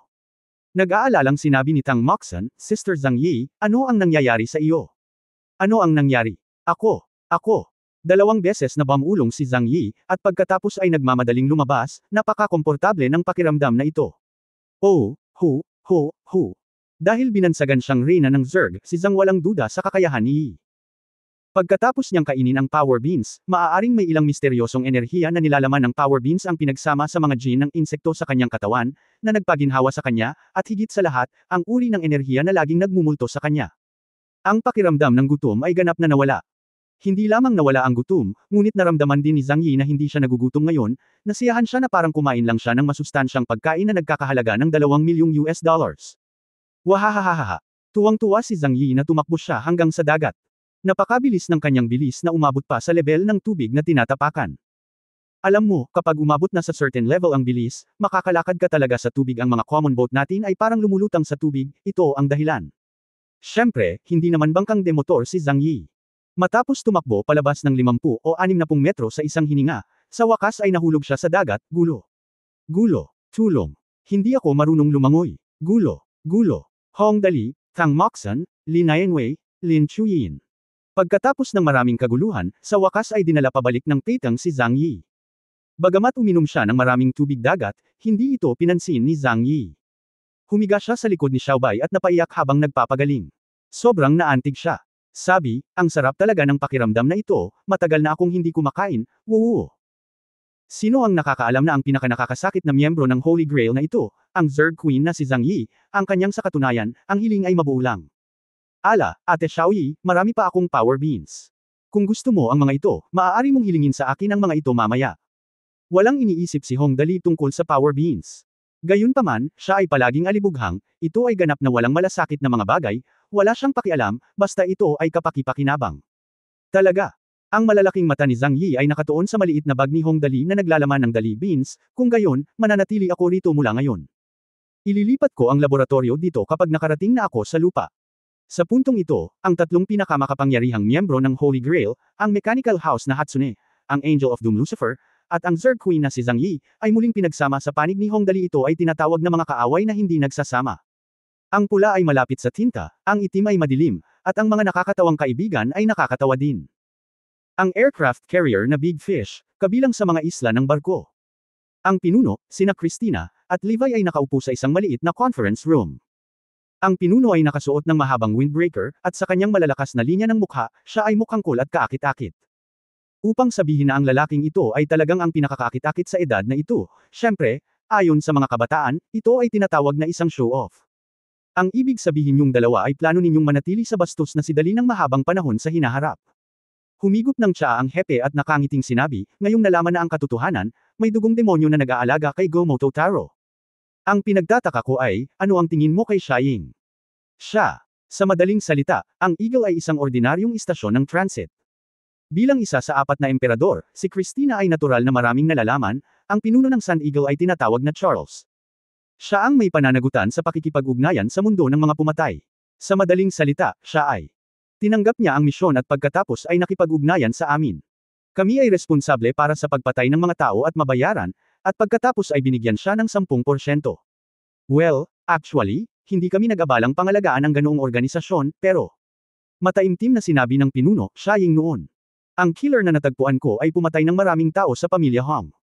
Kahit na matagal na ito, imposibleng pabayaan ang bagay na ito. Wala akong ibang kahilingan. Gusto ko lang ang ulo ni Charles. Ito ay isang simpleng bagay. Saglit siyang nag-isip, ipaubaya mo sa akin ang ulo ni Charles. Siyempre, Mr. Chief, alam mo rin na kami ay mga mamamatay tao. Hindi kami magsisimula ng maaga kung walang tubo. Hindi kami gagawa ng anumang bagay na hindi kapaki-pakinabang. Fuck with Dali, may benefits. Walang kulang. Tungkol sa mga salita ni Levi, ang pinuno ay hindi nagpahayag ng panggigipit, ako ang may pananagutan sa pagtulong sa iyo na itago ang iyong pagkakakilanlan. For the rest, walang magagawa sa iyo ang bastard Dali na iyon. Lubos akong nasisiyahan sa sagot na ito, sabi ni Christie. Tumanggaw sina, maaari tayong managot sa gawain ng mga bodyguard. Sa totoo lang, noong una ay binalak kong pasabugan at palubugin ang dalawang sasakyang panghimpapawid na ito, ngunit pagkatapos ay sinuri ko ang iba't ibang mahimalang gawa ni Hong Dali. Kaya't nagbago ang isip ko, ano ang tingin mo sa akin na maging isang babaeng bituin. Ito ang aking pangarap mula pagkabata. Sa tingin ko, si Young Master Dali ay dapat na makapagpatanyag sa akin. Napatulala ang hepe. Si Christina, reyna ng gabi, isa sa maalamat na 4 na reyna ng Killer World, ang kanyang pangarap ay maging isang babaeng bituin. Kaya't sinabi ng pinuno, ang pangarap ng mamamatay ay maging isang bituin. Sa totoo lang, ito ay talagang hindi inaasahan. Lahat ng tao may pangarap, nakangiting sabi ni Christina, tao rin ako, syempre. Ayan, tapos na, tumanggo ang hepe. Babalik ako para ayusin ang natitira sa gabi. Ipaubaya ko sa inyong dalawa. Siya. Ying.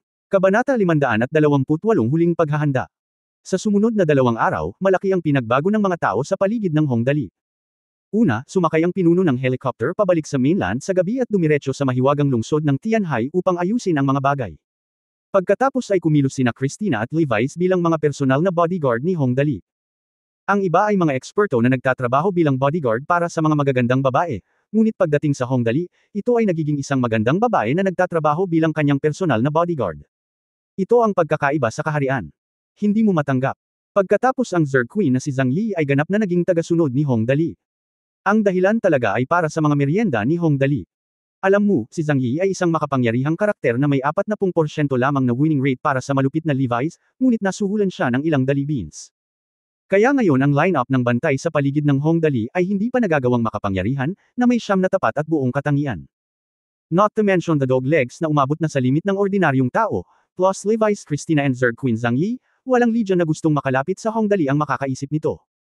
Ang pangkat ng engineering sa pangunguna ni Pangulong Lee ay naglabas din ng iba't ibang materyales sa gusali. Dahil ang paaralan ay itatayo sa dagat, pagkatapos ng detalyadong pagpaplano ni Li Yuanxiang at ilang mga inhinyero, sa wakas ay napagpasyahan na ang paaralan na hiniling ni Hong Dali ay dapat itayo na may all-steel construction. Ang ibabaw ng paaralan ay gagamit ng mga solar charging panel na ginawa gamit ang pinakabagong teknolohiya, na maaaring i-convert ang sikat ng araw sa hindi banggitin ng elektrikal na enerhiya na maaaring maimbak. Ang pinakamahalagang bagay ay epektibong mapipigilan nito ang mataas na temperatura na nabuo ng liwanag.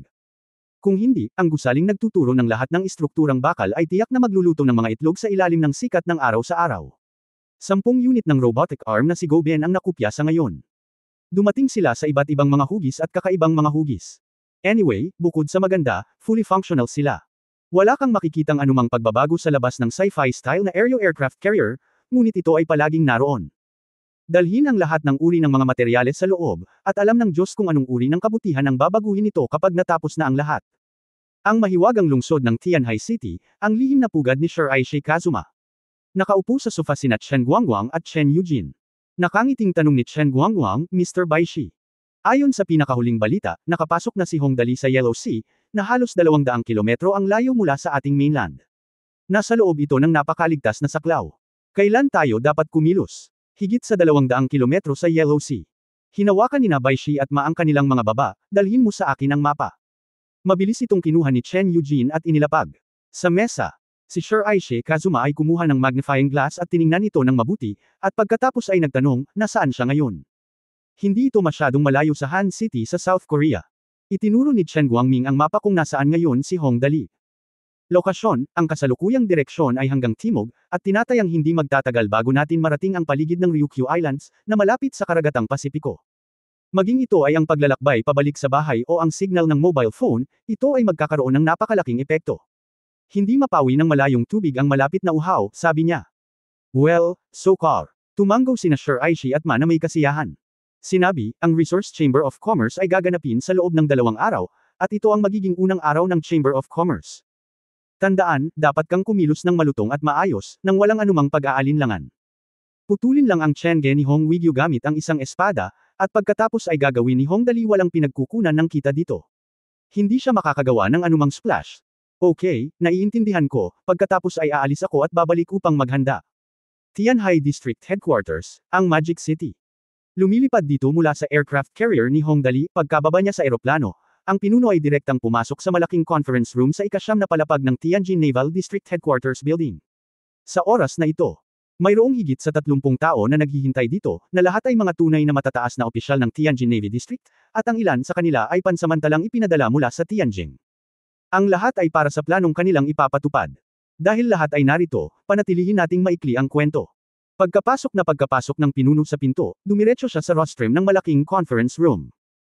Kinuha niya ang mikropono at dahan-daang sinabi, ngayong gaganapin na ang Resource Chamber of Commerce, ang aming plano ay magsisimula ng ipatupad sa lalong madaling panahon. Ang planong ito ay may malaking epekto at ang pinakamahalagang bagay sa pagtatatag ng ating makalangit na kaharian. Dito, hayaan akong ipaliwanag sa iyo ng detalyado ang ilang salita. Tahimik ang buong conference room, naghihintay ang lahat sa huling mahahalagang tagubilin ng hepe. Mula sa oras na una naming iminungkahi ang planong ito hanggang sa oras na handa kaming ipatupad ito, talagang tumatagal lamang ito ng 1 buwan. Tiningnan ng pinuno ang mga materyales sa kanyang kamay at mahinahong sinabi, sa planong ito, ang bawat link ay napakahalaga.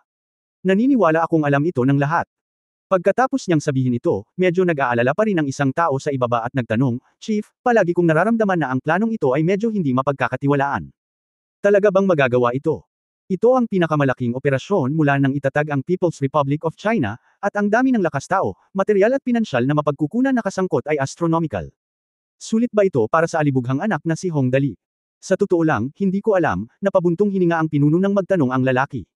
Bumantong hininga siya at sinabing, napakadeterminado ng boss sa pagkakataong ito. Gusto niyang sumugal. Gumagana ito. Ang internasyonal na katayuan ng ating kaharian ay direktang may ugnay sa Estados Unidos at Europa. Kung talagang mabibigo ito, tumingin siya sa paligid sa lahat ng naruroon at sinabi sa malalim na boses. Magkakaroon ng pagkawala ng higit sa 50 bilyon. 50 bilyon, siguradong hindi maliit na halaga iyon. Kahit na ang langit at lupa ay malawak at sagana, ang 50 bilyong ito ay tiyak na hindi basta-basta magagamit. Ngunit ang problema ay nagsalita na ang amo ng kaharian ng langit, at ang magagawa lamang ay magpatuloy ng desperadong. Bueno, Dahil nagsalita na ang boss, ang lahat sa ibaba ay nagtinginan sa isa't isa na nalilito, kung gayon maaari lamang nating isagawa ito ng buong lakas at gawin ang lahat ng pinakamahusay. Para sa iba pa, maniwala ka lang sa pangitain ng boss. Dahil lahat ay may walang duda, kaya itutuloy ko. Idiniin ng pinuno ang kanyang kamay, at pagkatapos tumahimik ang buong conference room, sinabi ng pinuno, ang unang hakbang ng planong ito ay ang pinakamahalaga, hindi ito maaaring masyadong magaan o masyadong mabigat. Sa madaling salita, ito ay dapat na tunay at hindi dapat mali, at hindi ito malalaman ni Hong Wigyu. May nagtanong, Chief, si Hong Wigyu ang numero unong tao sa pamilyang Hong, at ang ating pangamoy ay lampas sa imahinasyon. Talagang hindi niya ito mararamdaman kung atakihin natin siya. Hindi sa panandali ang panahon. Regarding this point, the chief is very sure, napakaganda ng relasyon namin ngayon sa pamilya Hong. Kahit alam niya, maghahinala siya sa pinakamainam. Hindi talaga. Oo. Pero dapat tandaan ng lahat na huwag harangin ang lahat ng kalsada, kung hindi, tayo ang magkakaproblema. Naiintindihan mo ba? Biglang sumigaw ang mga tao, naiintindihan. Okay. Pagkatapos ay gagawa ako ng detalyadong pagsasaayos. Hinawakan ng hepe ang ulat at sinabing, kapag na-impeach ang Resource Chamber of Commerce, ang susunod na hakbang ay isang buong-buong pagsugpo. Sa kasalukuyan, ang pinakamahalagang industriya sa ilalim ng utos ni Hong Wigyu ay pangunahing nakakonsentrar sa change sa search engine, natural na magkakaroon ng mga puwersa mula sa Kamara ng Komersyo na kumikilos sa lugar na ito. Ang kailangan lang nating harangan ang mga balita at gawin ang mga balita sa parehong oras. Nakailangan sa lahat ng aspeto ay aasikasuhin ng Tianhai Navy District. Tandaan, sa anumang okasyon, ang mga reporter ay dapat na ihiwalay sa mga ordinaryong tao na walang kinalaman sa magagandang bagay na walang pag-uulat sa internet tungkol sa anumang nangyari pagkatapos ng impeachment ng Hong Wigyu. Makinig kang mabuti. Sa pagkakataong ito, napakalaki ng layout, at dapat nating putulin ang anumang mga problema na maaaring lumitaw. The leader said solemnly, lalo na ang balita, absolutely no leakage is allowed, otherwise what will happen will happen. Naiintindihan ng lahat na hindi ito malulutas sa pamamagitan ng paggastos ng pera. Nang banggitin ito ng pinuno ay biglang kinilig ang lahat sa ibaba. Maraming tao ang bumubulong, palagi kong nararamdaman na sumasayaw tayo sa dulo ng kutsilyo. Pagpalain ako ng Diyos, sana'y walang anumang aksidente, kung hindi, ang bastos na si Hong Dali ay ibabalik ang ating langit. Ngunit, hindi, ang isipin na makikipagtambol siya sa Angel of Doom, kinikilig ako. Naging kulay abo ang buhok ko dahil dito nitong nakaraang 2 araw.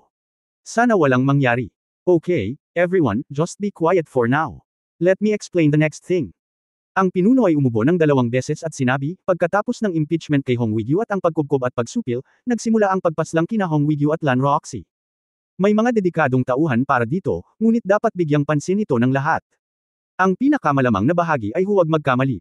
Kung hindi, sa palagay ko ay hindi ko na kailangang ipaliwanag ang mga kahihinatnan. Sobrang obvious. Walang magawa ang lahat. Maraming tao ang palihim na naglabas ng mga panulat at papel at nagsimulang magsulat. Ang ilang mga tao ay nagtanong ng may pagtataka, Kuya, ano ang isinusulat mo? Will, sabi ng mga sumulat. Alam kong ang lahat ay nasa ilalim ng labis na pressure sa bagay na ito, ang hepe ay umiling din ng walang magawa at dahan-daang sinabi, sa totoo lang, wala akong gaanong kumpiyansa. Ang mga aksidente ay napakadaling mangyari sa mundong ito, lalo na ang mga pagpatay. Ang mga bagay ay napakahirap kontrolin kung ito ay masyadong seryoso. Kung ako ay mabaigo, ang kahihinatnan ay magiging napakaseryoso. Ngunit sa kabutihang palad, ang taong nababagay sa akin ay maswerte at maswerte ako. Anya, hindi dapat masyadong mag-alala ang lahat. Ang problema ay, iyon ang sinabi ko, ngunit mahirap sabihin ang iniisip ko sa aking puso. Mas maraming tao sa ibaba ang nagsimulang kumuha ng papel at panulat, at nagsimulang magsulat ng mga habilin. Okay, napakaraming bagay na kailangang ipaliwanag sa ngayon. Dapat bigyan ng espesyal na atensyon ang bawat isa at huwag maging pabaya, mataimtim na sabi ng hepe, lalo na sa usapin ng balita, dapat natin itong mahigpit na kontrolin. Kung may malalabas na tsismis, madali itong mauuwi sa hindi maisip na mga pagbabago.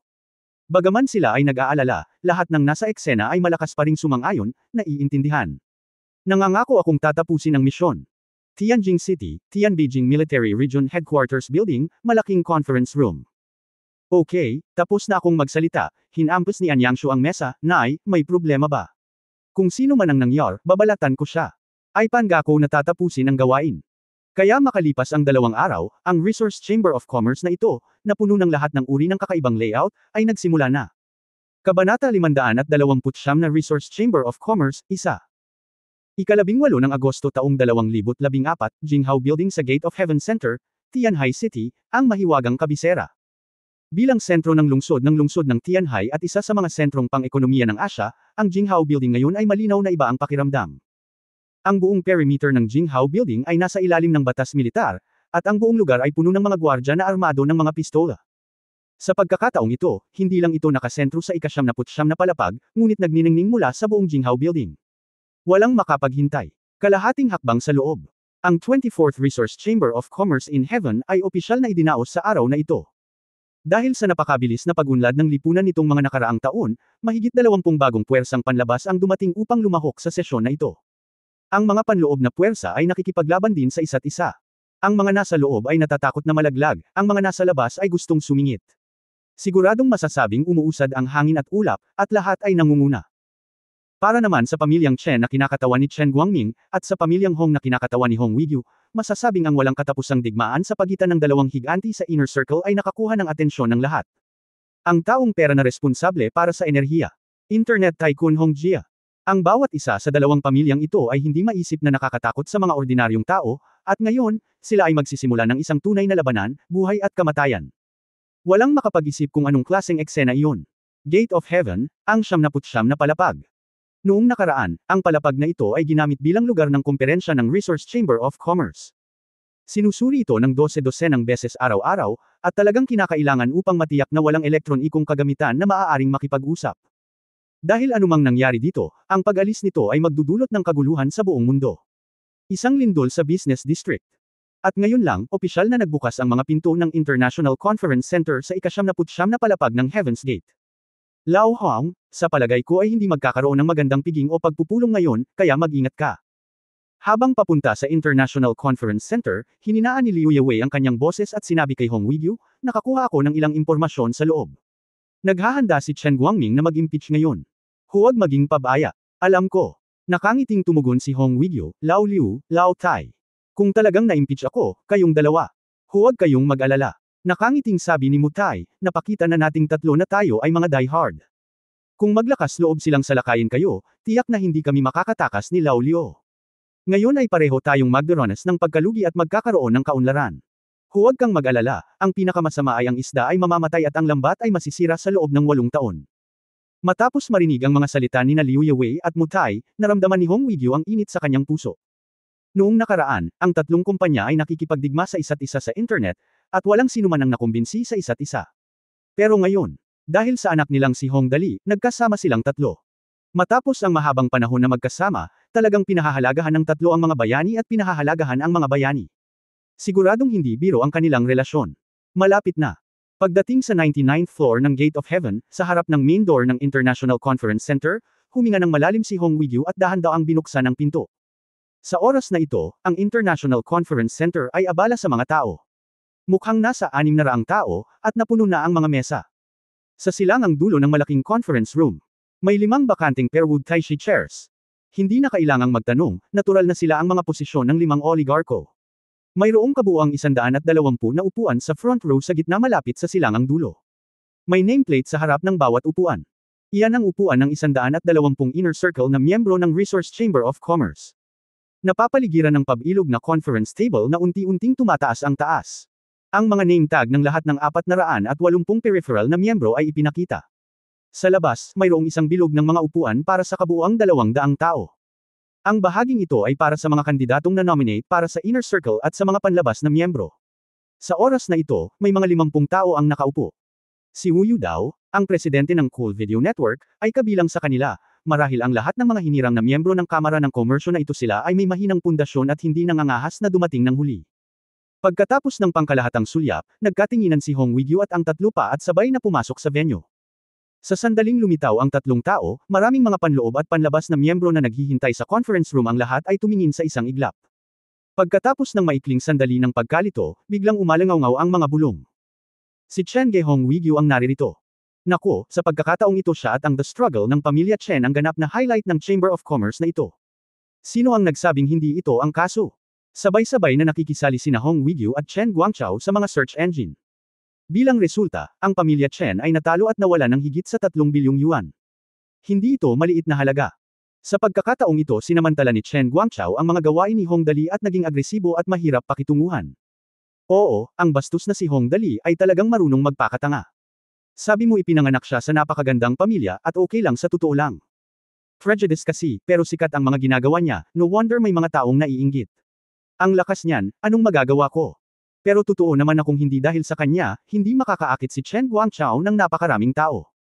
Ang mga taong ito na nagsasalita tungkol dito ay karaniwang mga peripheral na miyembro. Anyway, ang pamilya Hong at ang pamilya Chen ay nakikipaglaban hanggang sa kamatayan.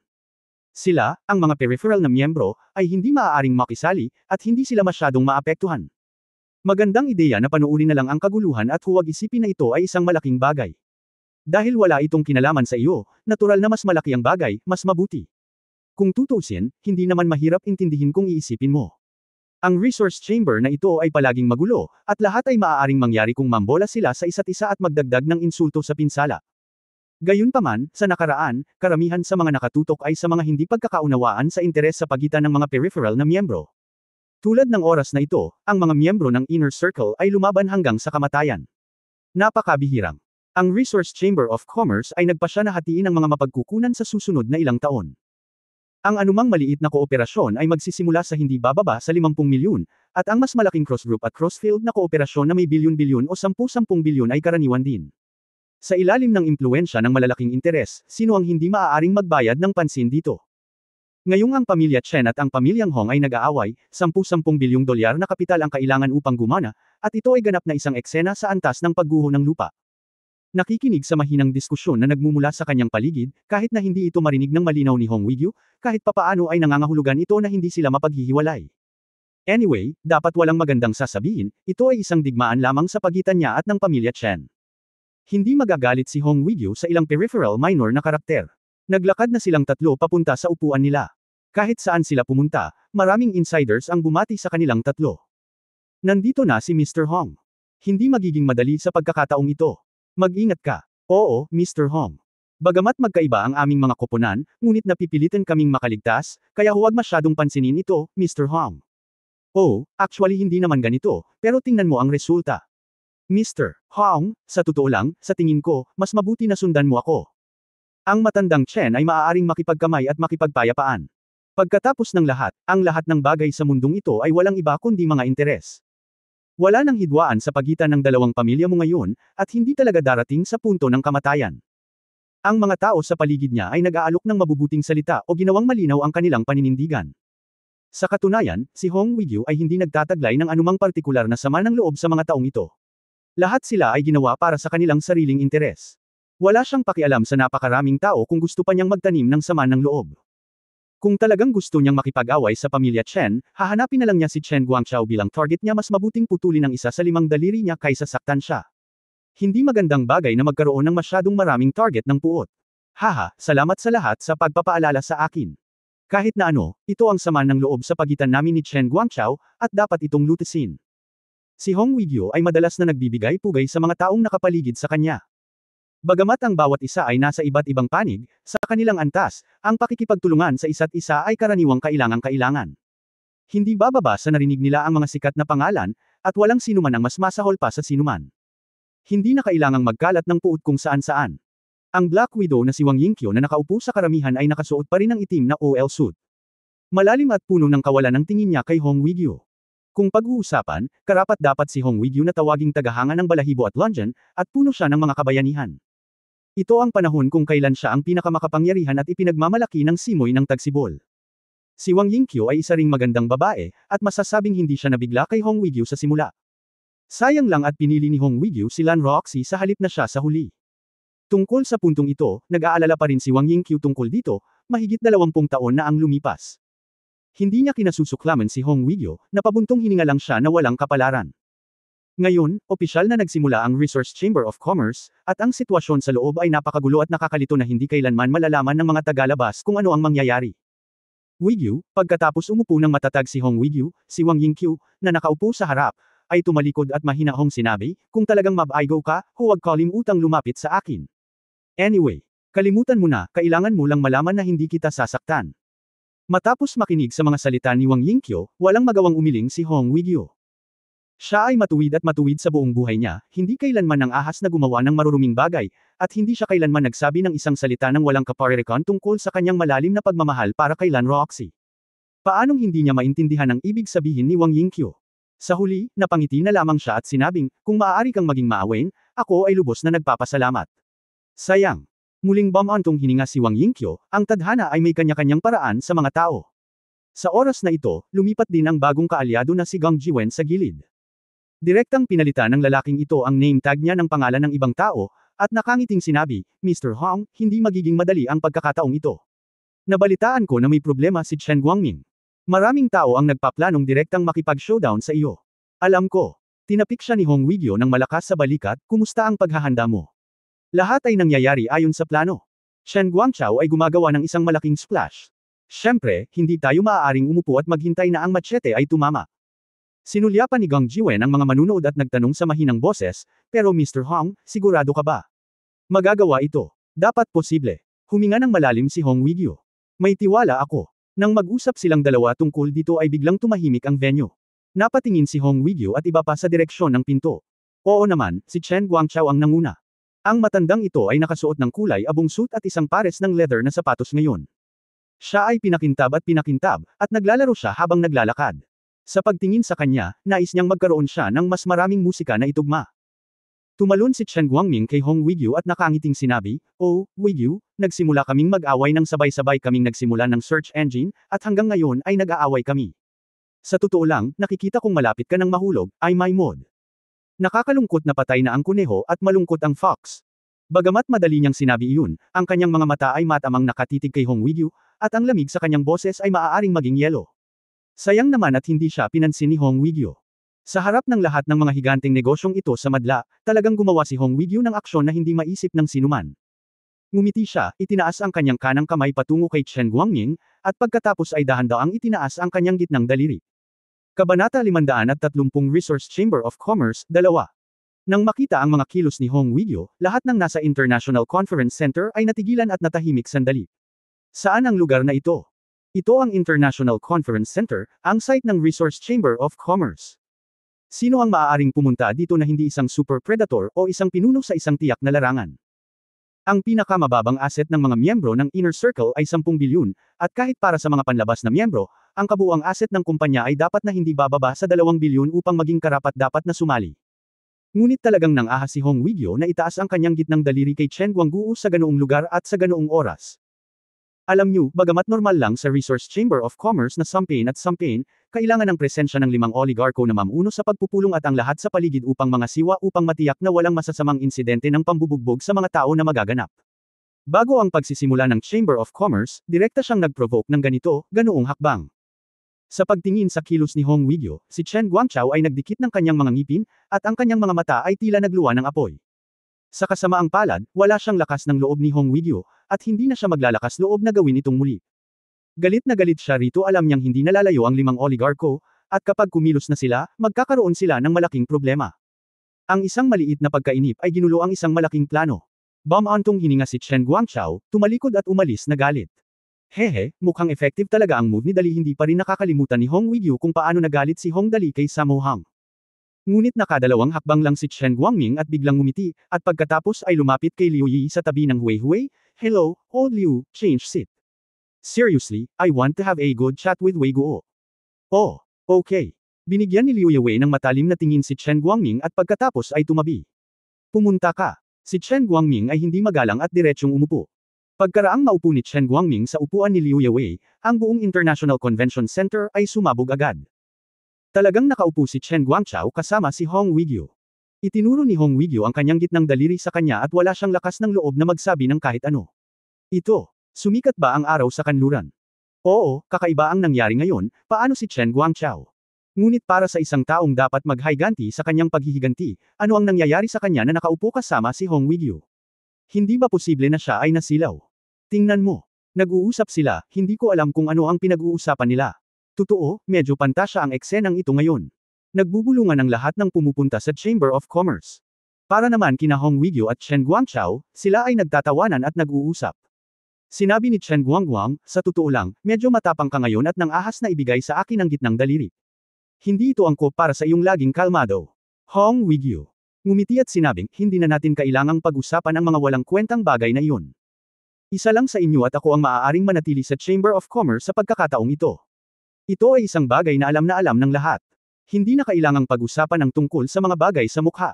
Oo, tumango si Chen Guangchao. Napakasinsero ng tono, with you, magkasama kaming nagtrabaho sa isang search engine noon.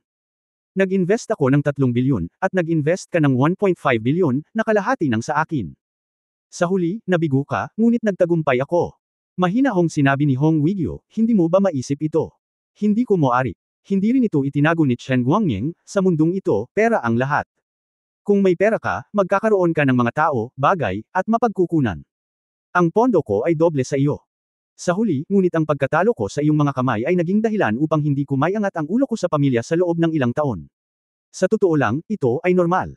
Dahan-daang sumagot si Hong Weiguo, maraming pagkakataon na hindi ka basta-bastang magkakaroon ng pera. Pag-ibig. Kapaki-pakinabang ba iyon? Masungit na sinabi ni Chen Guangying, sa mundong ito, ang tanging pinaniniwalaan ko ay ang pera. Ang pera ay hindi maaaring magsinungaling, ito ang pinakatapat. Hanggat maaari mo itong kontrolin, hindi ito kailanman magtataksil. Kaya sigurado. Sobrang sigurado. Kaya talo ka. Ngumiti si Hong Weiguo at sinabi, alam mo ba na kapag nagtatrabaho ang mga tao, may dalawang estado, ang isa ay para mabayaran, at ang isa ay ang gumamit ng pera. Ginamit ko lahat ng passion ko para gawin ang negosyo ko. Sa simula, ang aking change engine engineer ay isang die-hard na tao, basta may sapat siyang pera. Ngunit sa palagay mo ba ang sitwasyon ay pareho sa iyong mga nasasakupan? Maingat na sinabi ni Chen Guangchao. Pagkatapos mag-isip ng ilang sandali, sa totoo lang, ang mga tao sa paligid mo ay talagang namumukod-tangi. Hindi ako kasing galing mo sa usaping ito. Sa kasamaang palad, ngayon ay aalisin ko ang lahat ng pag-aari mo. Tandaan, ito ang lahat. Hindi kita iiwan kahit kaunti. Halika. Sa pakikinig sa mga salita ni Chen Guangchao, hindi nagulat si Hong Weiguo. Si Chen Guangchao ay napakahiganti. Noong panahong iyon, ang search engine ay naging sanhi ng pagkawala ni Chen Guangming ng 3 bilyon. Alam ni Hong Weiguo na ganap na walang posibilidad ng pagkakasundo sa pagitan ng dalawang partido. Kung mamatay ka at mamatay ako, wala nang ibang paraan. Isa lang sa kanila ang makakaalis sa Chamber of Commerce ng buo. Masyado kang walang kwenta. Ngumiti si Hong Weiguo, sa simula pa lang ng Chamber of Commerce na ito, ako na ang target mo. Matagal ko nang alam ito, at hindi mo na kailangang ipaalala sa akin. Hindi, muling ngumiti si Chen Guangming. Siya. Tumayo at sinabing, napakakapangyarihan mo. Sa totoo lang, ang mga bagay sa mundo ay hindi mahuhulaan, magulo at masalimuot. Natural, hindi ako magiging pabaya pagdating sa isang malakas na kalaban. Sabihin mo sa akin ang tungkol sa plano. Tanong ni Hong Weiguo. Okay lang na sabihin ko sa'yo. Biglang naging interesado si Chen Guangming nang banggitin niya ang plano, gusto kitang salakayin, pakialaman, at impluwensyahan ka. Bihira ang pagkakataon ng Resource Chamber of Commerce. 14 na taon ko nang hinihintay ang araw na ito. Gusto kong gamitin ang lahat ng posibleng paraan ay magagamit upang pahiniin ang iyong lakas, masira ang iyong espiritu, at patayin ang iyong espiritu ng pakikipaglaban, upang hindi ka na magkaroon ng anumang pag-asa na bumalik. Sa tingin mo okay lang? Sabi ko oo. Sinabi ni Chen Guangming, na itinuro ang isang malaking grupo ng mga miyembro ng Inner Circle sa likod, at sinabing, tingnan mo doon, mayroong 74 na miyembro ng Inner Circle sa kabuuan, na sumasaklaw sa lahat ng antas ng pamumuhay, at lahat sila ay aking mga tao. Sa Inner Circle table, nang makita ng lahat si Chen Guangming na nakaturo sa kanila, sila ay tumango o tumango, bawat isa ay naghahatid ng kanilang relasyon kay Chen Guangming sa kanilang sariling paraan. Habang sinabi niya iyon, itinuro ni Chen Guangming ang isang malaking bilang ng mga tao sa paligid, tingnan mo doon, mayroong kabuuang 315 katao, na mga tao ko rin. Bagamat sila ay mga peripheral na miyembro at hindi komportable para sa kanila na kumilos, maaari nilang iwagayway ang bandila at sumigaw. Sa paligid ng venue, mahigit 300 peripheral member ang nagsisiksikan at nanunood. Ang lakas ay talagang hindi mahina. Tumango si Hong Weiguo, so ano? Dapat kang makaramdam ng karangalan na ang gayong makapangyarihang puwersa ay ginagamit upang harapin ka. Humalaklak si Chen Guangchao at sinabing, sa totoo lang, sa Chamber of Commerce na ito, nagkaroon ng mga impeachment sa mga miyembro ng Inner Circle noon, ngunit maaari itong maging isang malaking eksena sa pagkakataong ito. Ngunit hindi kailanman. Maaari mong gamitin ang napakalaking eksena para harapin ako, nakangiting sabi ni Hong Weiguo.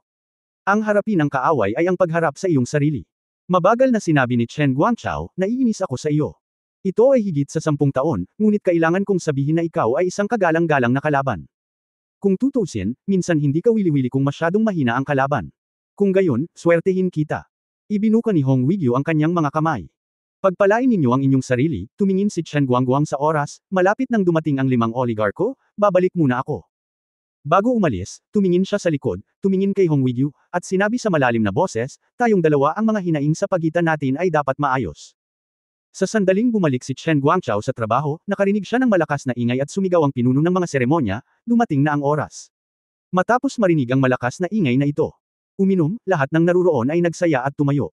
Tumingin si Hong Wigyu mula sa malayo at nakita niya sina Wen Jianan, Sun Yuanzhou at iba pang 5 oligarko na naglalakad sa unahan, na sinundan ng isang pangkat ng halos 50 tao. Pumasok kami sa International Conference Center sa makapangyarihang paraan.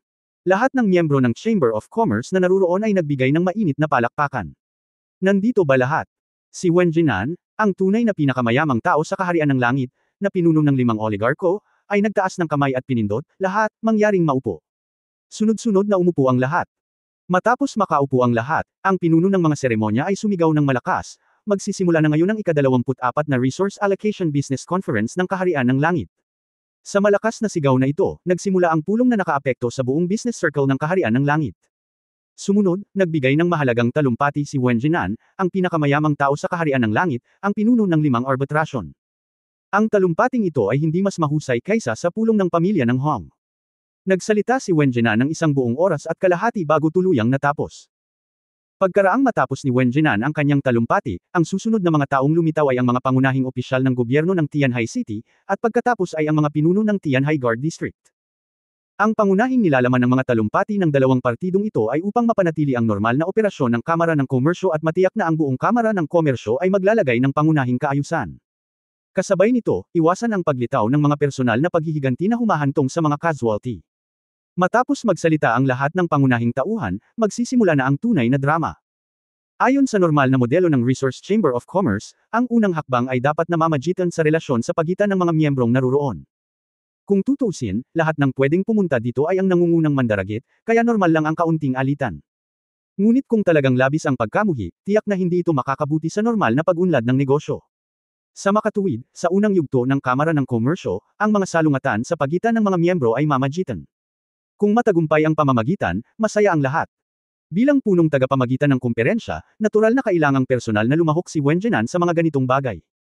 Tiningnan ni Wen Jianan ang mga materyales sa kanyang kamay at malakas na sinabi, ang unang bagay ng Kamara ng Komersyo, ang pamamagitan ng mga relasyon sa loob ng asosasyon, ay magsisimula na ngayon. Ang unang pares ng mga aplikante ng pamamagitan, sina Li Weiqi at He Boming. Nilalaman ng pamamagitan, hindi pagkakaunawaan sa panahon ng transportasyon ng mga mapagkukunan. Si Li Weiqi, ang pinakamalaking pang-industriya na kumpanya sa Changguo, ay ang presidente ng Changguo Northern Heavy Industry Group.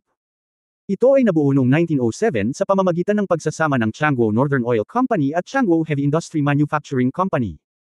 Noong 2011, pinagsama-sama ang lahat ng asset. Ang grupong kumpanya ay May 14 na sangay.